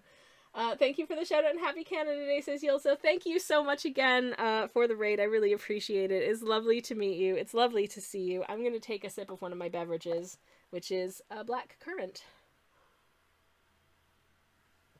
which is one of my very favorites. Oh, it's so good. I haven't had black currant in so long, and it's so nice. I'm very happy to be having black currant right now. Very much I am. Okay. Oh man, so much detail in this thing. I'm not going to sketch out all of the detail of like the brickwork and stuff, because we will be here all night, and I do at some point have to go cook poutine. There is a little raised bit there, and there's these little bits. This is gonna be so fiddly to paint. This whole thing is gonna be so fiddly to paint. I mean, if you look at the 2 guys on the platform beneath, these are 2 of the tiniest guys I've ever drawn. I do love drawing my little guys, but yeah. little bit little. Splash says, I gotta hop off because it's also... Oh my gosh, happy birthday, Splash! Happy birthday! I hope you have a wonderful, very special day. It's time for cake. Have a wonderful cake, Splash, and happy birthday, and thank you very much for hanging out. I hope you have a wonderful birthday. That's awesome! He also says, I have to go, but it was great to meet you, and I'll catch a future stream of yours soon. Thank you for the warm welcome, and good life. Thank you so much again, Yulso. I really appreciate it. Have a wonderful rest of your day, and thank you indeed for the raid. Samantha says Baba Yaga emigrates to Canada and opens up a tube station, the new sitcom from some Canadian network. Let's say that sounds like something I feel like they would do on the CBC. So let's say the CBC. There's some very playful children outside, so I'm gonna close the window. We have some very, now I don't begrudge this at all, because I do think it's very important for child development that you have run around and scream time in your day. But also noise travels into the studio window really, really well. And if I hear other human voices like screaming and shouting, I find it very difficult to focus on what I'm doing. So here we are. Anyways. So yeah, anyways, I feel like this could be on the CBC. It's whimsical enough that it could be on the CBC. Either that, or it's like stop motion animated and it's on like the Ontario Regional Public Broadcaster. That window has gone horribly badly. I'm gonna see if I can fix that a little bit. This pen, is this pencil too small? I don't think it is, but I could be wrong. Okay, I don't know why that window is coming out significantly more jank than the others. I think I've made it slightly narrower than the other two, but listen, this is an old building. And sometimes these things get a wee bit wiggity wonky, okay? Anyways. But yeah, the history of this building is, it's kind of neat. It is kind of neat. I could, hold on.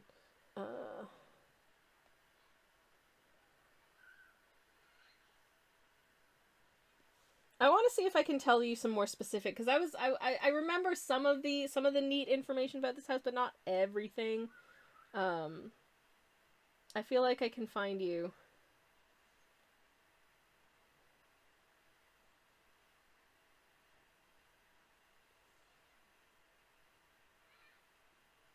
Okay, I have information about the house. I'm just gonna read this because I just think it's so stinking cool.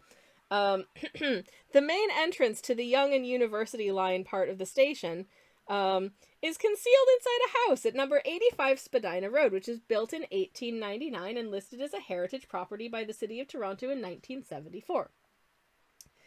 The building was designed by architect Robert Ogilvie for the lawyer Norman Gash, and I don't know what it is, but the name Norman Gash just sounds like a vintage Canadian name. Like, it just does. There are certain names, there are some things that, like, the Canadian design aesthetic, the Canadian aesthetic in general, I find is something that I have real difficulty nailing down with words, but I know it when I see or hear it. And the name Norman Gash is just, like, quintessentially an Anglo-Canadian man. Apparently the property had previously been needed for construction of the Spadina Expressway, which was cancelled in 1971. Since it was still planned to build the subway on its original route along the course of the expressway, the site was subsequently acquired by Metropolitan Toronto in 1972 with the intention of replacing it with a new station building. So why didn't that happen? Apparently local protests, I guess because the building is a piece of our heritage, forced the TTC to repurpose the old building, therefore retaining the residential character of the neighborhood. I see. They didn't want to mess with the aesthetic of the neighborhood. Fair enough. Opposite the house on the west side of Spadina Road at Kendall Avenue, there is an uncovered stairwell entrance to the station mezzanine, which is a lot less interesting. There are northbound and southbound bus stops outside the entrances. And it only takes Presto cards, so there you go. They should invent some space for children to run around and scream and have fun. Not home, not school, but some sort of third space. I mean, there are playgrounds. Like, playgrounds. But yeah. I don't know if I'll ever be the type of person to have, like, a house with a garden and stuff, but I don't know what I would do. Like, if I had a little squish of my own, which is still a possibility at some point in my future, I would like them to be able to get just sort of semi-unsupervised run around and just use your imagination time outside. Like, I had that as a child, and I feel like it was fairly you know, a semi-important part of my development, potentially. Not that I like spending huge amounts of time outside as an adult, but never mind.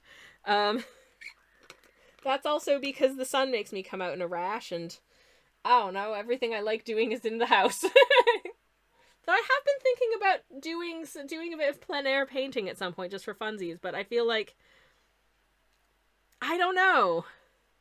There aren't a lot of things locally that I would want to go out and look at and then paint, is the problem. I mean, I guess there's some pretty nice architecture in my city of residence. If you don't know, as you can tell by my accent, I live in the United Kingdom and I come from a place called Oxford, which is kind of pretty. But for the most part, the pretty bits, like in the center of town, with the nice sort of like 11th century buildings and what have you, are also overrun with like tourists at this time of year.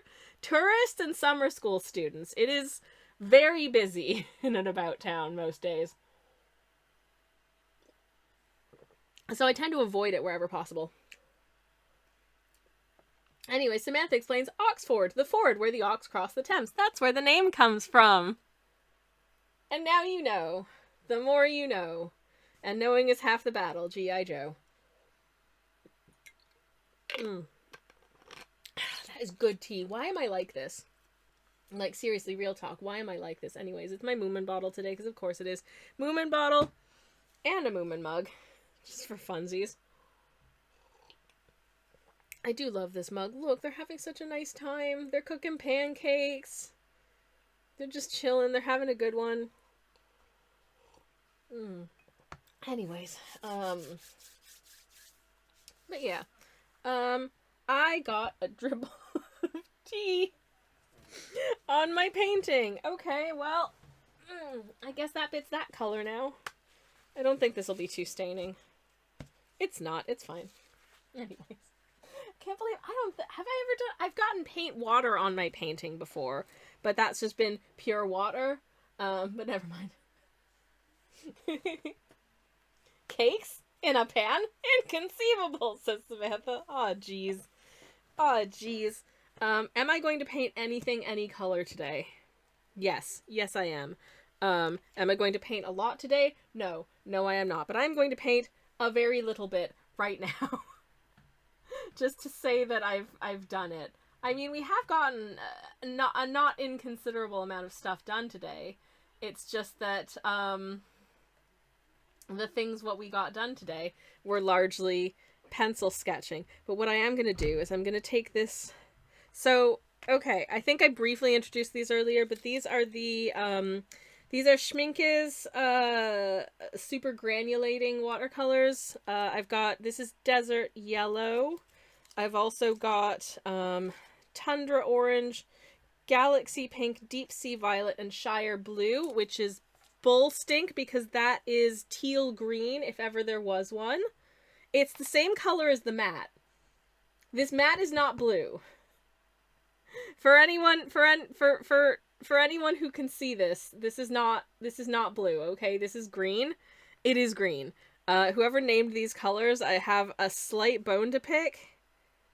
Because inaccurate. Anyways, I've activated a little bit of the Desert Yellow. What's interesting about these paints, essentially, is that they are a convenience mixture of 2 or more pigments, at least one of which is quite a granulating pigment, meaning that the sort of particle size of the pigment is such that in a wet wash it will kind of settle really into interesting textures on a nice bit of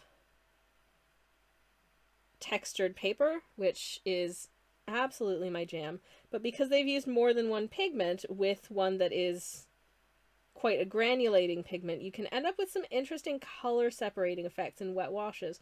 We're not really going to see a lot of that in the smaller details of this piece, but we're probably going to see a bit of it in the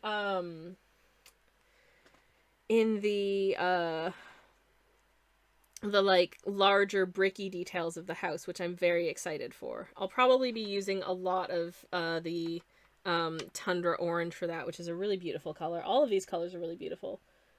These are all the ones I own from this range because I wasn't sure whether or not I was going to like them, and I wanted to get not too many of them just in case I didn't. But we have painted in the yellow lines that you must stand behind when you are waiting for a metro train. But yes. We added a gay window. What more do we need, says Samantha? I mean, that is true, and I made sure that you knew that this bay window is a gay window because I've added a pride flag. I haven't painted in the pride rainbow yet, but I will. So that's obviously a very, very important detail of the piece. But yes, we have the yellow safety lines, which is the most important part, so I wanted to make sure I got those in. I'm still not sure if I want to slightly adjust the legs, but I think the legs are as they are, and I think that's just how they're going to be. I think I might do just a slight adjustment here, because this leg was significantly more thick than the other leg, and I think we just want to make the thickness just a smidge more consistent. I appreciate some thickness, in as much as I am fairly thick of leg. I am 5 feet tall, so I'm very stumpy, but I would like the thickness to be of an even thickness, more or less, between the two legs. But yeah, I believe you that it is not blue. I can see that one, says Samantha. Yes, even for any colorblind individuals, this is not blue, just so you know. Some color blindnesses may or may not be able to perceive this, depending on what sorts of colors you do or do not see. Anyways, I'm going to put on a smidge of moisturizer because my hands get a little bit dry. But yeah, yay, we painted in and color. How wonderful. I am going to quickly look up just a TTC subway train to see if there are any details that are missing from that bit as well. I think I've captured most of the details that I need to have in this, but just like to be sure getting all the little window frames, which I'm going to endeavor really hard to not paint in. This is going to be a tough piece to paint, I feel like. I feel like I've given myself a task with just the sheer amount of teeny tiny little details. I can see color and nope, that is not blue, says Sen. Thank you. I don't know why it was named that. In fact, I bought it because I was like, this is a greenish blue, and if I'm only buying 5 colors out of this set, that will be useful. Thankfully, this is somewhat of a bluish violet. I think the 2 pigments in this violet are actually like a blue and a brown. So it is somewhat of a bluish violet, but it's like a grayish bluish violet. It's very muted. It's a beautiful color. Maybe I should find my little palette swatch page that shows you what all the colors look like. If it is to hand, I will grab it quickly. No, that's some, no. Hold up. Flip.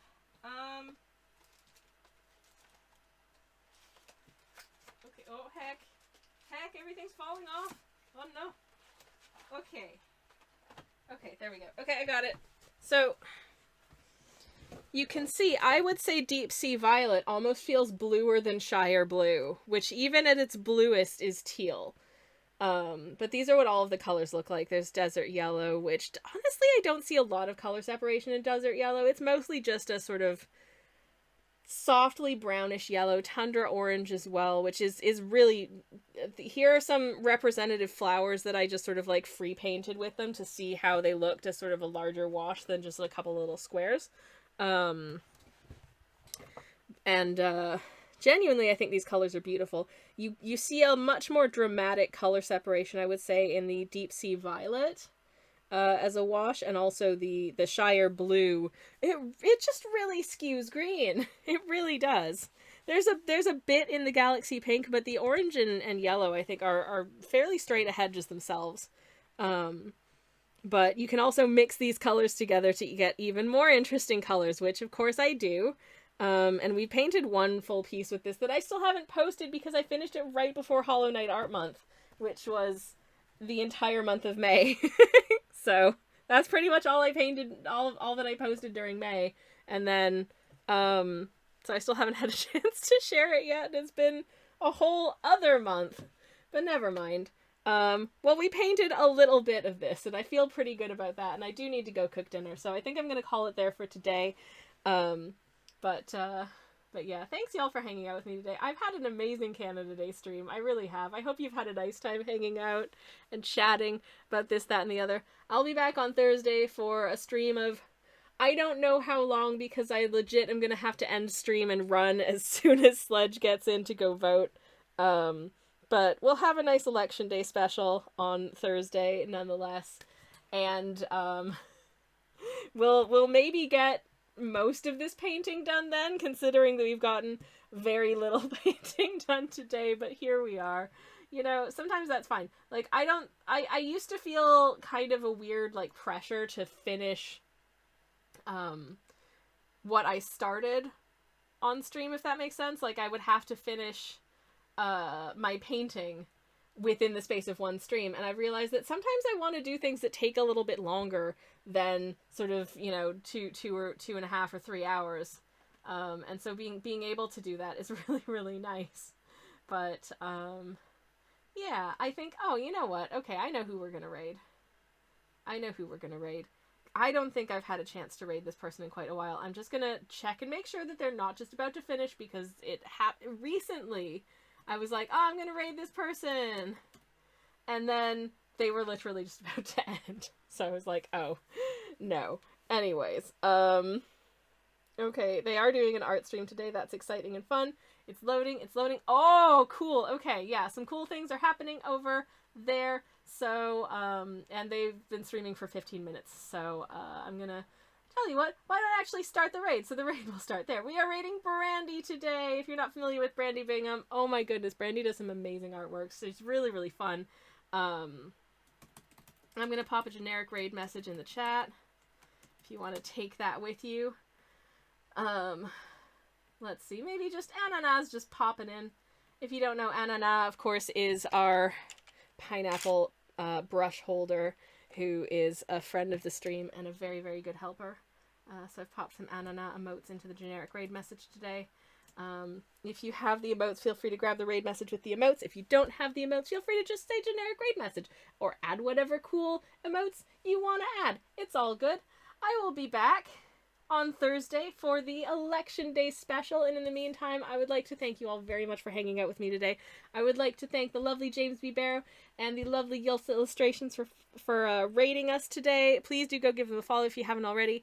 And thank you so much for hanging out with me today. Have a wonderful rest of your week. Have a wonderful Canada Day. I will be back very soon. You're all breathtaking. Take care. Have a good one. Goodbye. And good night. Okay, where's the mute button? There we go. Okay, bye.